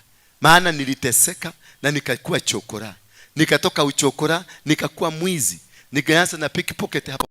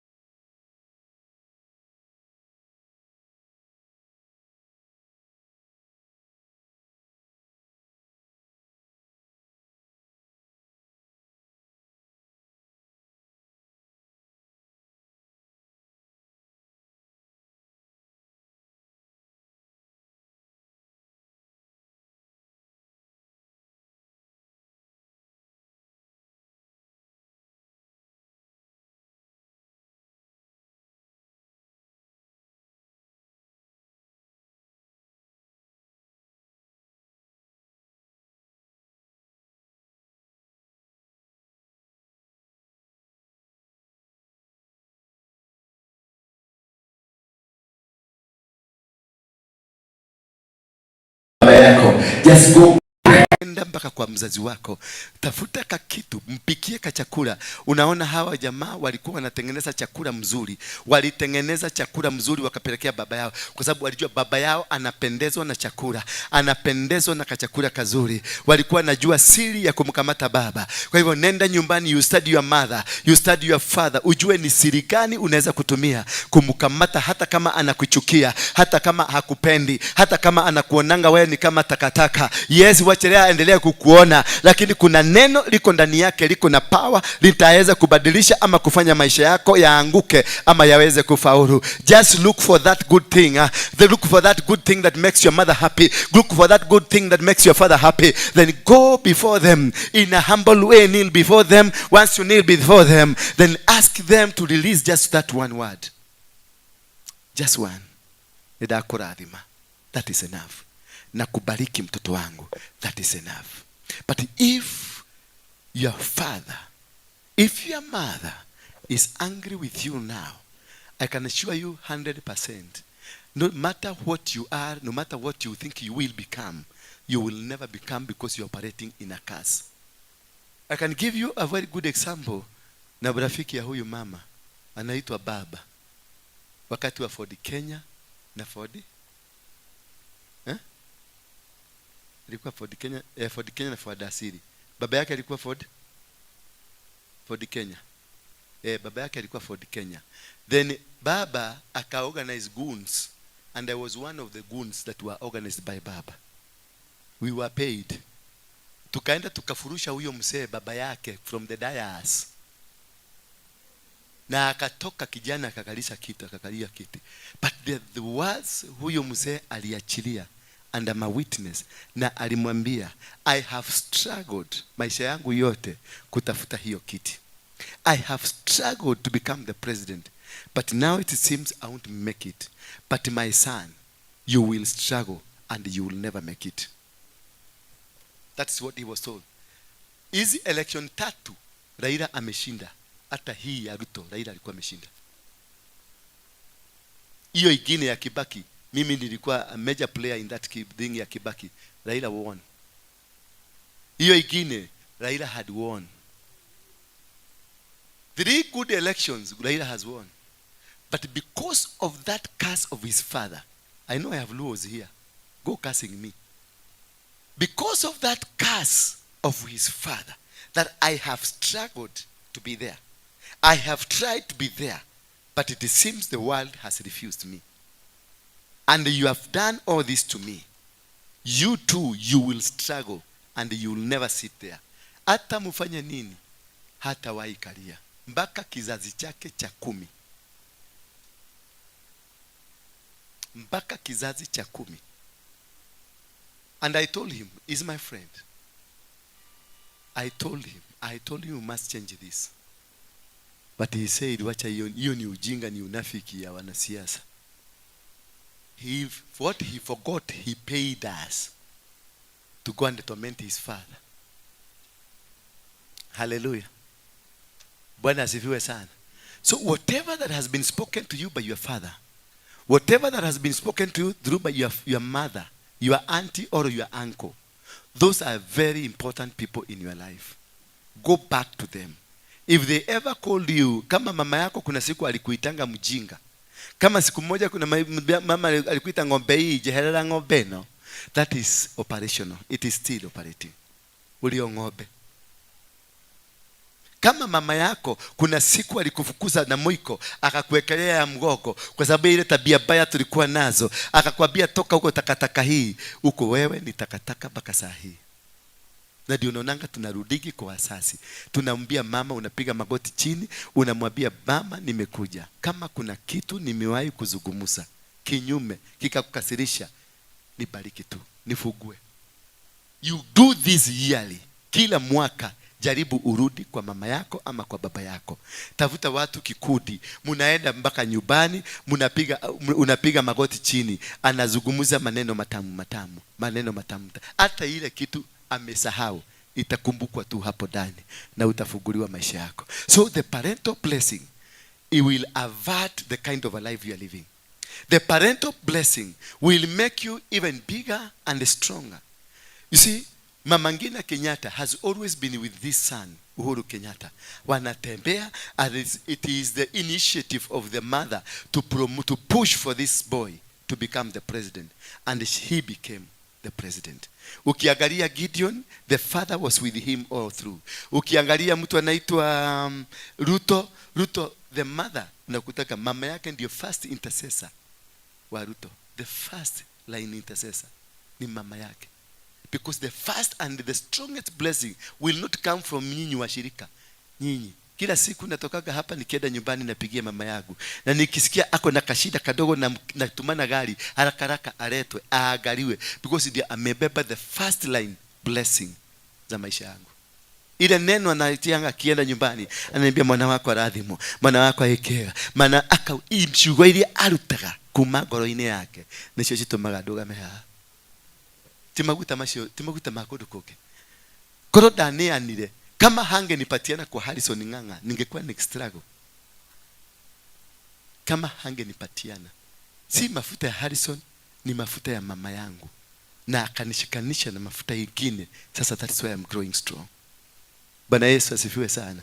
So once you know and you live like that one, once you connect your blessing, the Bible in the book of chapter number 6 of Ephesians 1-4, the Bible says, honor, it is a repetition of the what is in the commandment, honor your father and your mother, because that's the first one, only a promised commandment.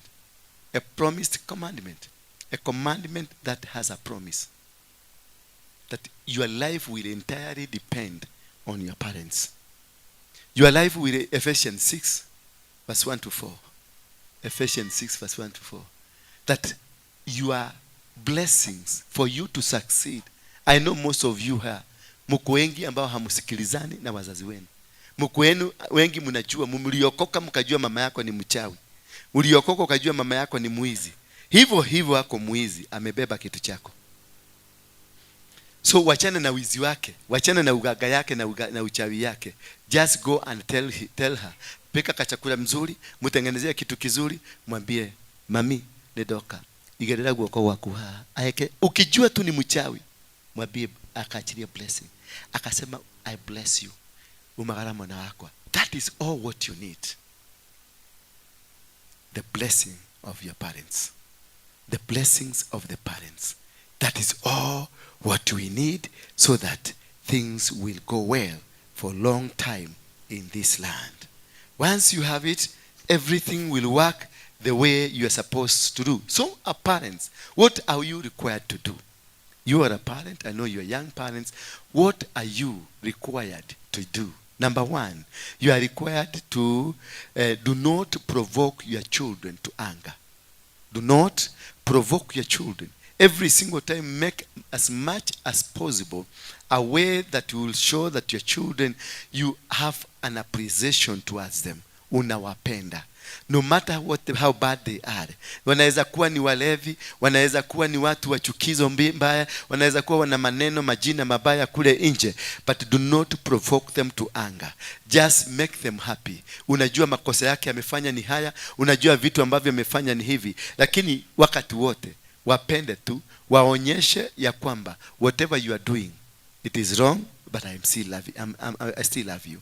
Whatever you have done to me, it is wrong, lakini bado ninakupenda. Na unaweza kuwa unajiona wewe ni mbaya, but you are still my children. You are still my child. That is what will make these things to happen. That is what will make these things to work, because only it will work if you don't provoke your children to anger. Number two, raise them with a discipline and an instruction towards God.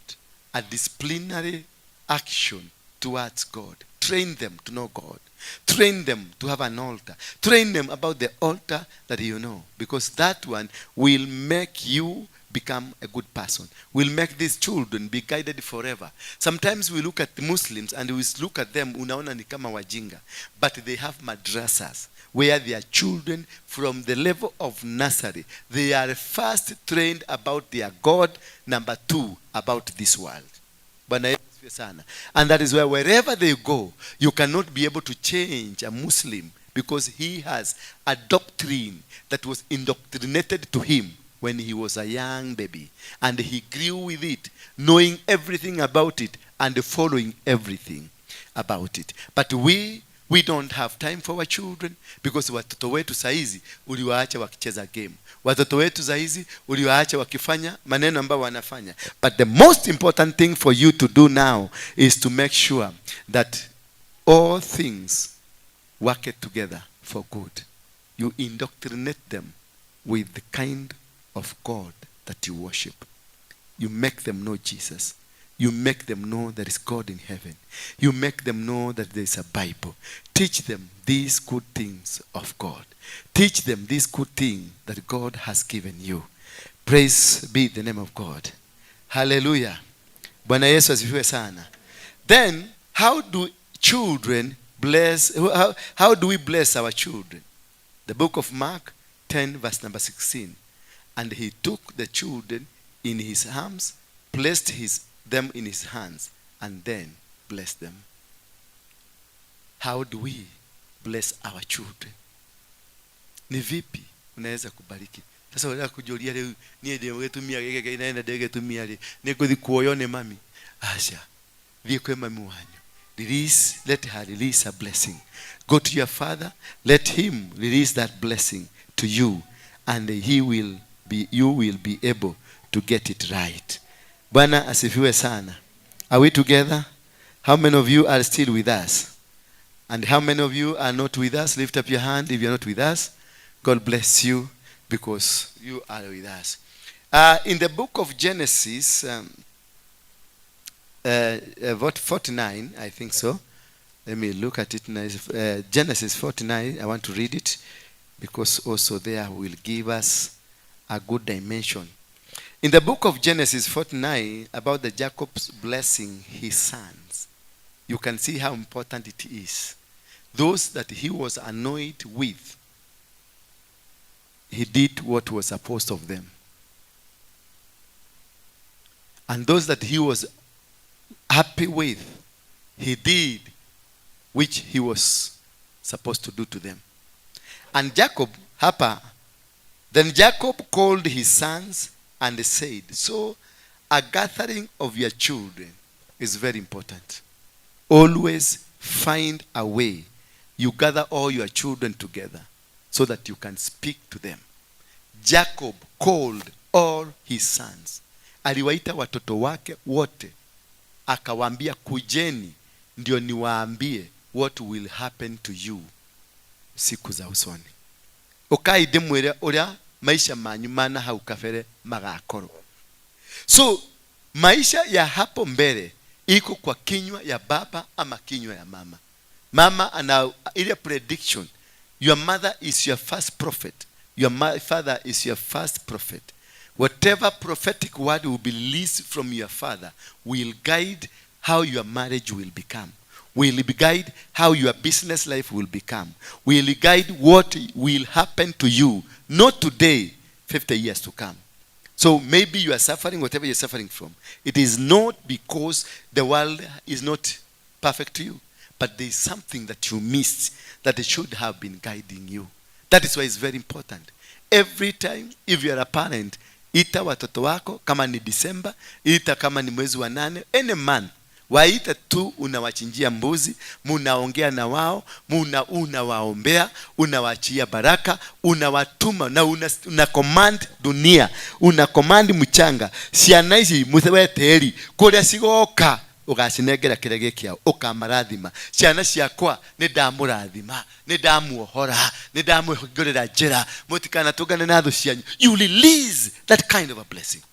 You bless them. My children, I bless you.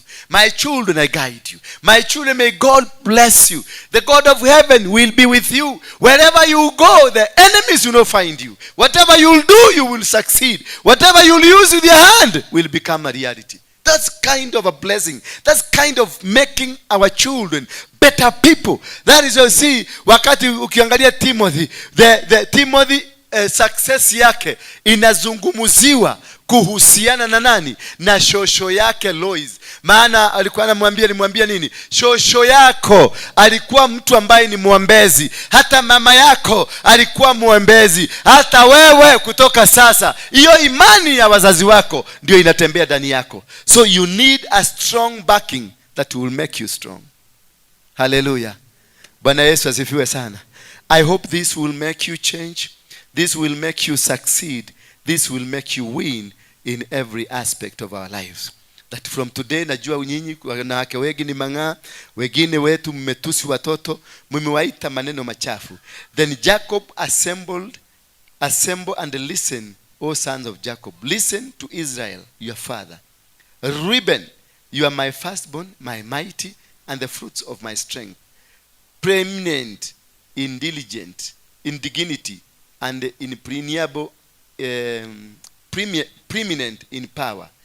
Unstable as water, you shall not have preeminence, because you went up to the father's bed.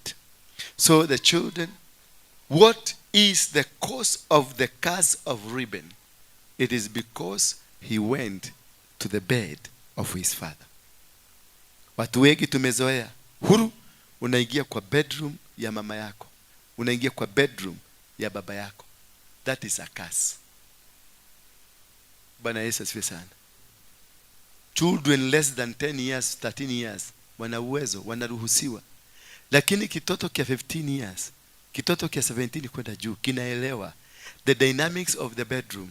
Alafu kinaingia bedroom ya baba yako, bedroom ya mama yako. From then, you'll be operating in a curse. Because utaenda ukuta kisuruali kia mama yako kimehangiwa pale. Umeona uchi ya mama yako. Utakuta kisuruali kiada ya kia baba yako kimehangiwa kiko kwa kitanda, unakichukua unaekelea kwa kitanda. From then you'll be operating in a curse. You've seen the nakedness of your father. Bwana asifiwe. Na hapo kila mtu amestuka. Kila mtu amestuka. Kama uliwahi kuingia kwa bedroom saa hii, hata ukiwa kisichana saa 16 kwenda juu, tumatiti tumemea, na uliingia bedroom ya baba yako, ulichukua laana. You are not supposed kuingia kwa bedroom ya mama yako wala baba yako. Let me say it again, because it has shocked you. You are not supposed. Because what will face you, there are two things. Utapata kisuruali kia baba yako, kile kia ndani, ama kiadawea, ama manyonyo, hizi manyonyo za mama. Mchita kate. Hizi za kushikilia. Sidiria. Ama kwa bahati baya. Ama kwa bahati baya, ukute baba yako saa hiyo ndiye ametoka bathroom, amejifuga taulo, lakini huko juu ni naked. Umuone, umeanza laana hapo hapo. Hiyo ndio ilifanya. Anaitwa nani? Anaitwa nani? Anaitwa nani? Ham. Alipoingia alikuta kimzee kimelala kikiwa uchi, kuona tu, na kachomoka nje kuambia ndugu zake, baba yangu ako uchi. Ndugu zake waliingia, lakini walichukua kitambaa, wakarudi nyuma wakamuangushia. Sijui kama unanielewa hapa. Akarudi nyuma akamuangushia, wakamfunika. Baba yako akafunga towel hapa hivi, anakuja hapo sitting room na kitumbo kimekaa hivi. Hiyo ni laana anakuletea. Hello. Wagapi wanaoperate kwa hiyo sasa? Mpaka hapa tumefika. Wameona uchi ya baba ama ya mama.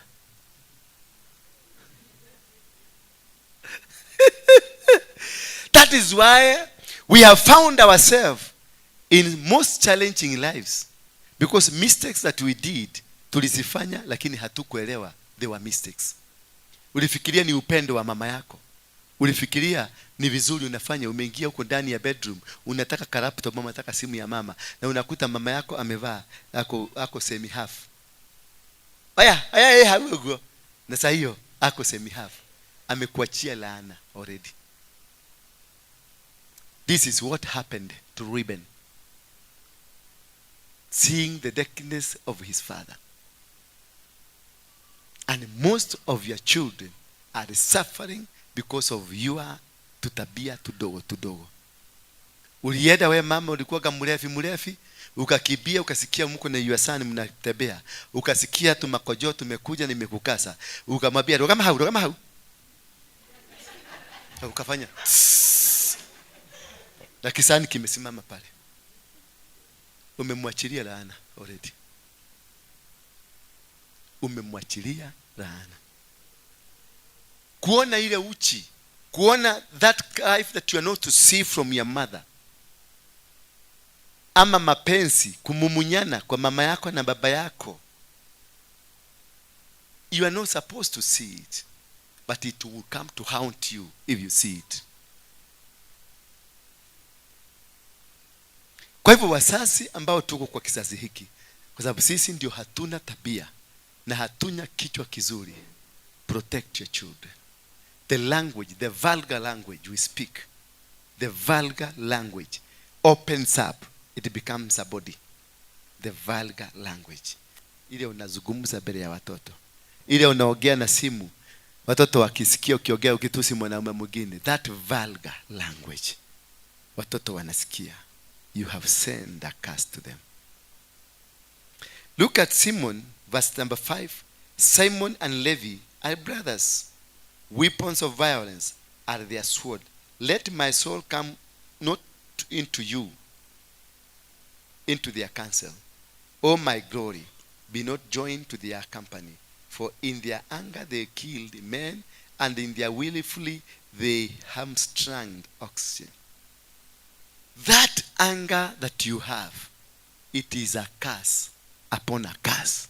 Hiyo hasira, angalia Simon na Levi, ni kupitia kwa hasira, ni kupitia kwa makasiriko, ni kupitia kuwa na mambo, wakamuua na wakamvunja nini? Wakamuua katakata ng'ombe kwa upanga. Nao wakaambiwa kwa upanga mtaishi. Bwana Yesu asifiwe sana. Kwa upanga mtaishi, kwa mateso mtaishi. This life will never run away from you. You always experience this. And that is what costed Moses to go to Canaan. It is not that Moses was not qualified, lakini his anger, makasiriko. Moses came from Simon and Levi. Because of him being annoyed, him being disappointed, akakuwa na makasiriko makubwa. Alishika ile madhani, akavunja, naye Mungu akakasirika. Akampeleka mpaka kwenye mlima, akamwambia kana nini kule na hautakanyaga. Why? The curse of his grandfather operated on towards him. That is what costed the long struggle of Moses. He struggled well with the children of Israel. He fought every battle. He won every battle. But something of a curse pulled him back. You can be so good preacher. You can be so good businesswoman. You can be so good man of God. But there is something that is haunting you that will come to stop you from becoming the success. That is why I normally ask you, go trace yourself. Because you may look in the face, you are okay. But there is something, kuna kitu kimekufuata cha baba yako. Kuna kitu kimekufuata cha mama yako. Wakati wa kubarikiwa kitasimama. This only thing they come wakati wa kubarikiwa. Na ndio nawaambianga, there are demons. Kuna demons ambazo they are only interested with your destiny. Any other thing, your business, your life, whatever you do, they are not interested until such a time utaenda kuguza destiny yako. Because destiny is not the success of life. Destiny is not about owning a car. Destiny is not becoming a manager. Destiny is not about becoming popular. Destiny is going where you are meant to go. Opening the door that was created for you. Opening the window that is meant for you. Meant for your turnaround of your life. When you will touch that door of destiny, ndio wanakuja wanasimama hapo.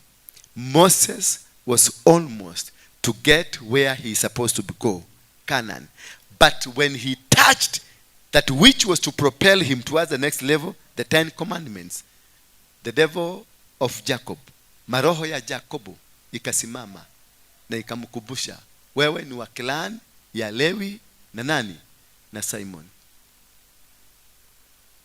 Anga ikamwingia, akaangusha the commandments. And that was the end of who?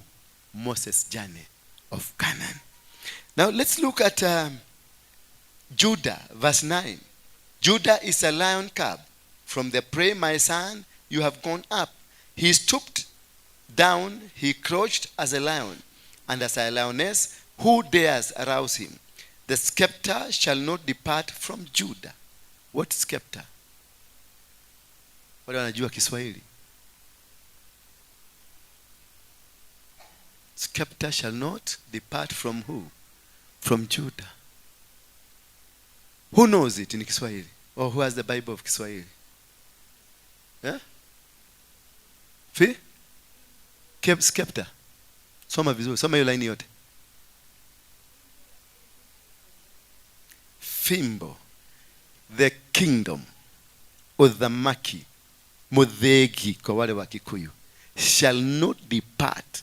No matter what they will come against you. No matter what kind of challenges that will come for you. This authority of rulership will not depart from you. You see, Judah was a blessed man, but his 2 sons died because of a curse from God.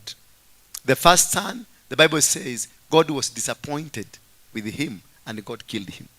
And the second son, he did wrong. He was told to go into a woman and give forth children, azae watoto ambayo watakuwa ni watoto wa mfulana wa kwanza. Then the second son refused. Instead, alimwaga mbegu nje. Mungu akasikirika, akakufa. Lakini Judah was not killed. Judah remained. Judah akapatana na huyu mwanamke amefanya watoto wawili wakufe, akakuja akashika Judah. Na aliposhika Judah wakazaa watoto wawili. Na kupitia kwa hao watoto ndio tumepata kizazi cha 10 ndio kimezaa Daudi mwana wa Mungu. Bwana Yesu asifiwe sana.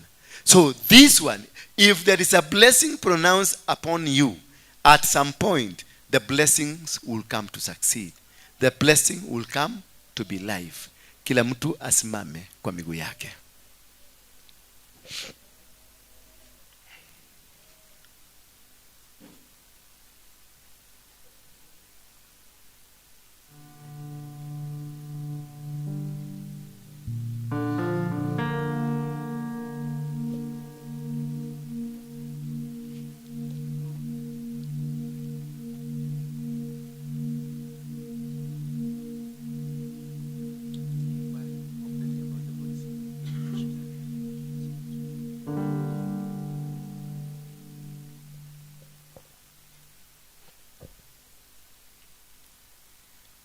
Hey, I'm shocked.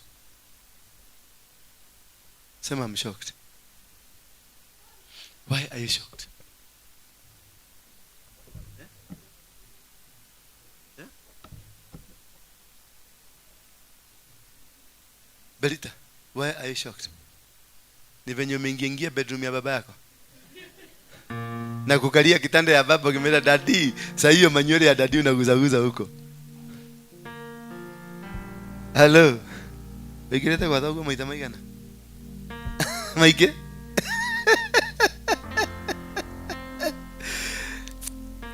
You're already operating in a curse. That's why challenges in life. Hata akikuachia, hata akisema nimekubariki, itakuwa ni ngumu until you identify for him to rectify.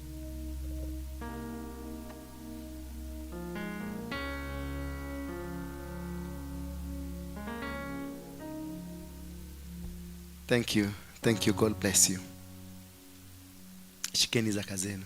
Nataka kukusaidia. tuone kama hii laana tutaivunja. Worship.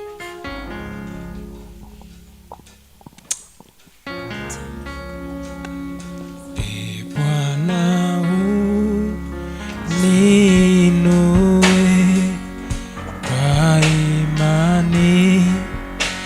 Tunapoimba wimbo huu, ninakuomba utafakari Bwana ni nini hiki ambacho kinakuwa kimekutenganisha na baraka za mzazi. Oh yes. Kwa imani nisimame, nipande milima yote. Bwana unipandishe, Bwana uninue kwa imani, nisimame, nipande milima yote. Bwana unipandishe, Bwana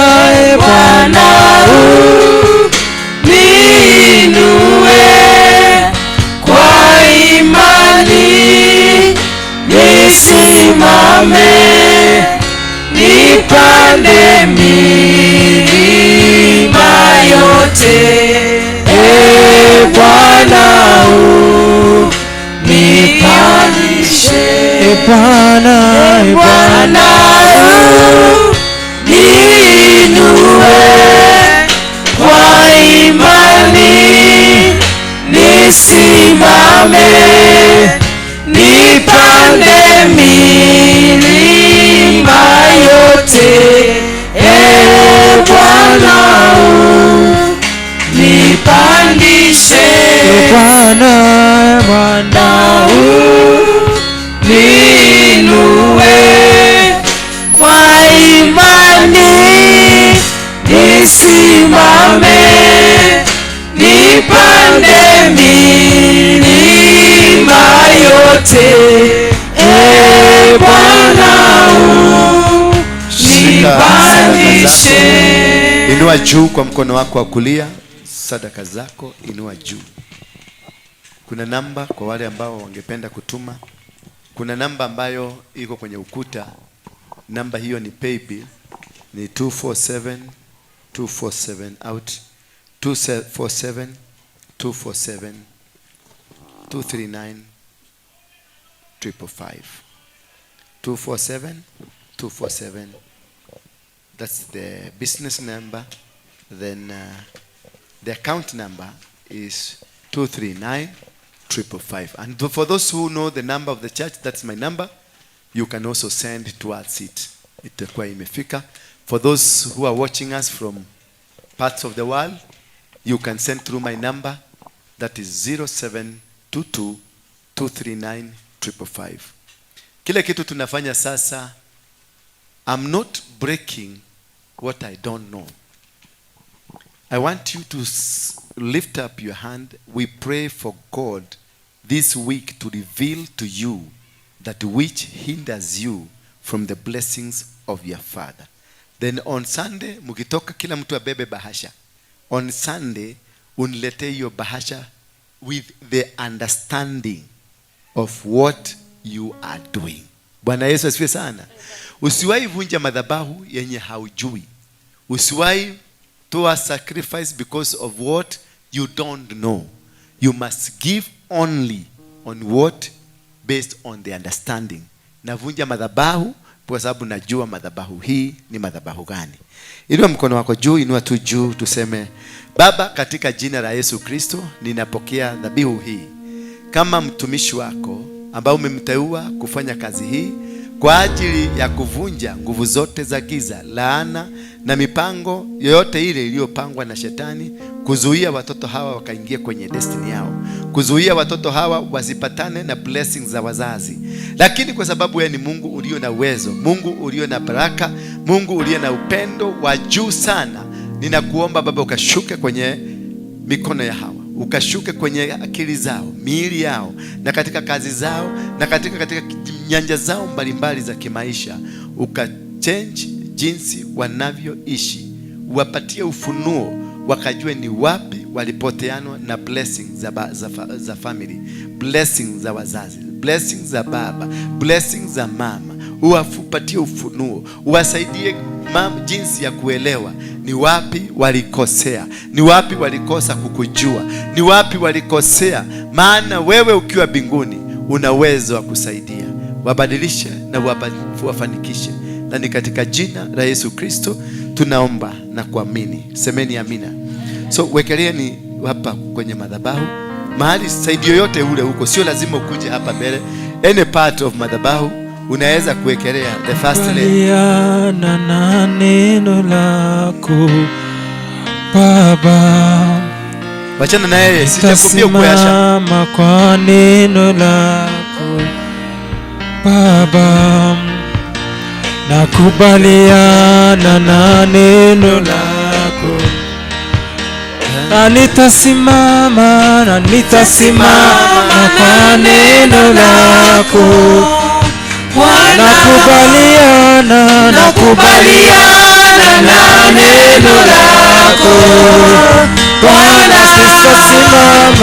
nitasimama na neno lako Bwana.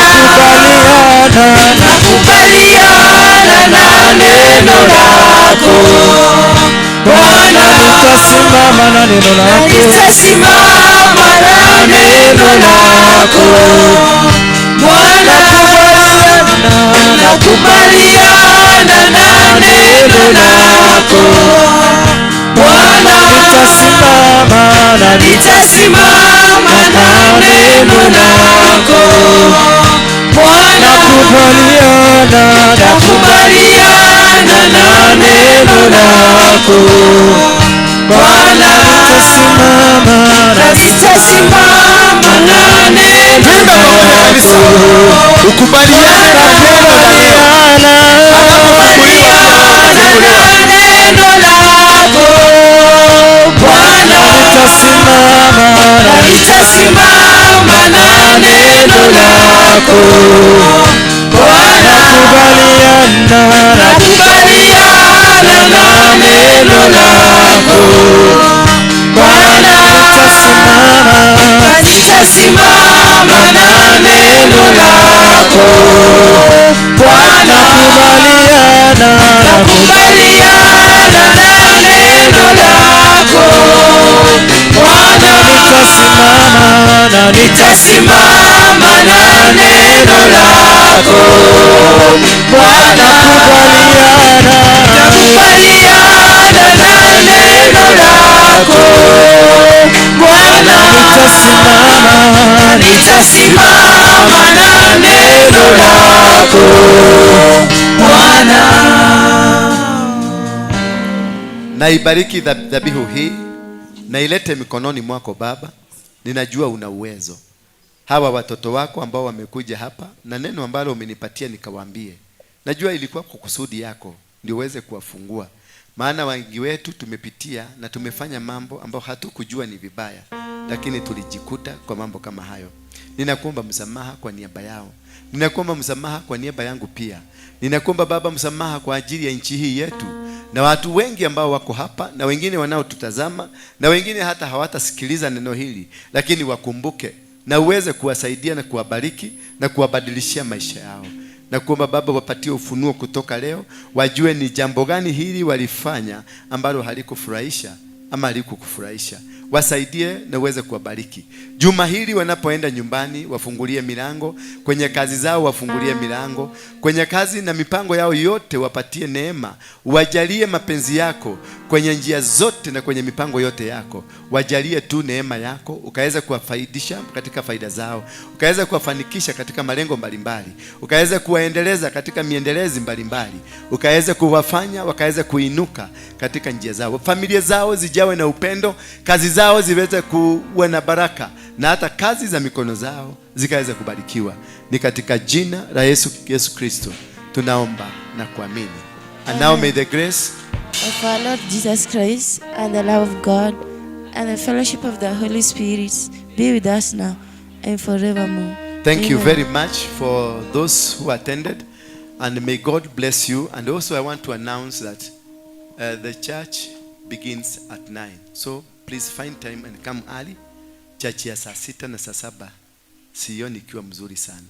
Wacha tuingiage mapema ndio tufanye kazi mapema, tumalize mapema. So for the next lesson tutakuwa na lesson ya class ambao will start exactly at 3 for only 45 minutes. So at 3 you have time to relax. Unaweza kimbia hapo nje upate ka sausage ukule, then you come back for the class. For the class, you know, you will not be allowed to enter if you don't have a notebook and a pen, and if you don't remember what we discussed last time, you're also not going to be allowed here in this class. Bwana asifiwe sana. Salimia watu wawili watatu, waambie karibu kwa darasa la saa 9.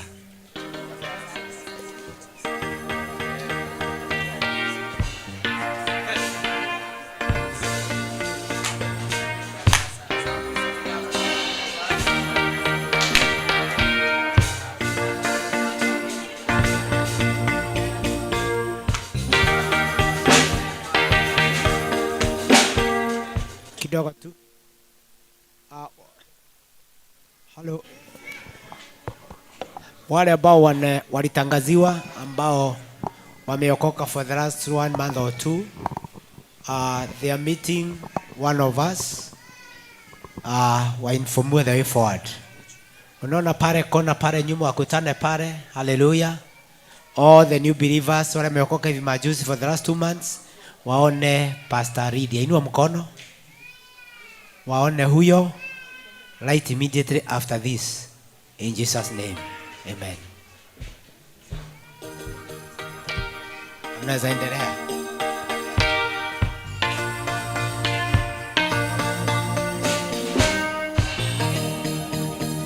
Wageni pia, every first timer, kila mtu amekuja for the first time. Hallelujah. Mnatakikana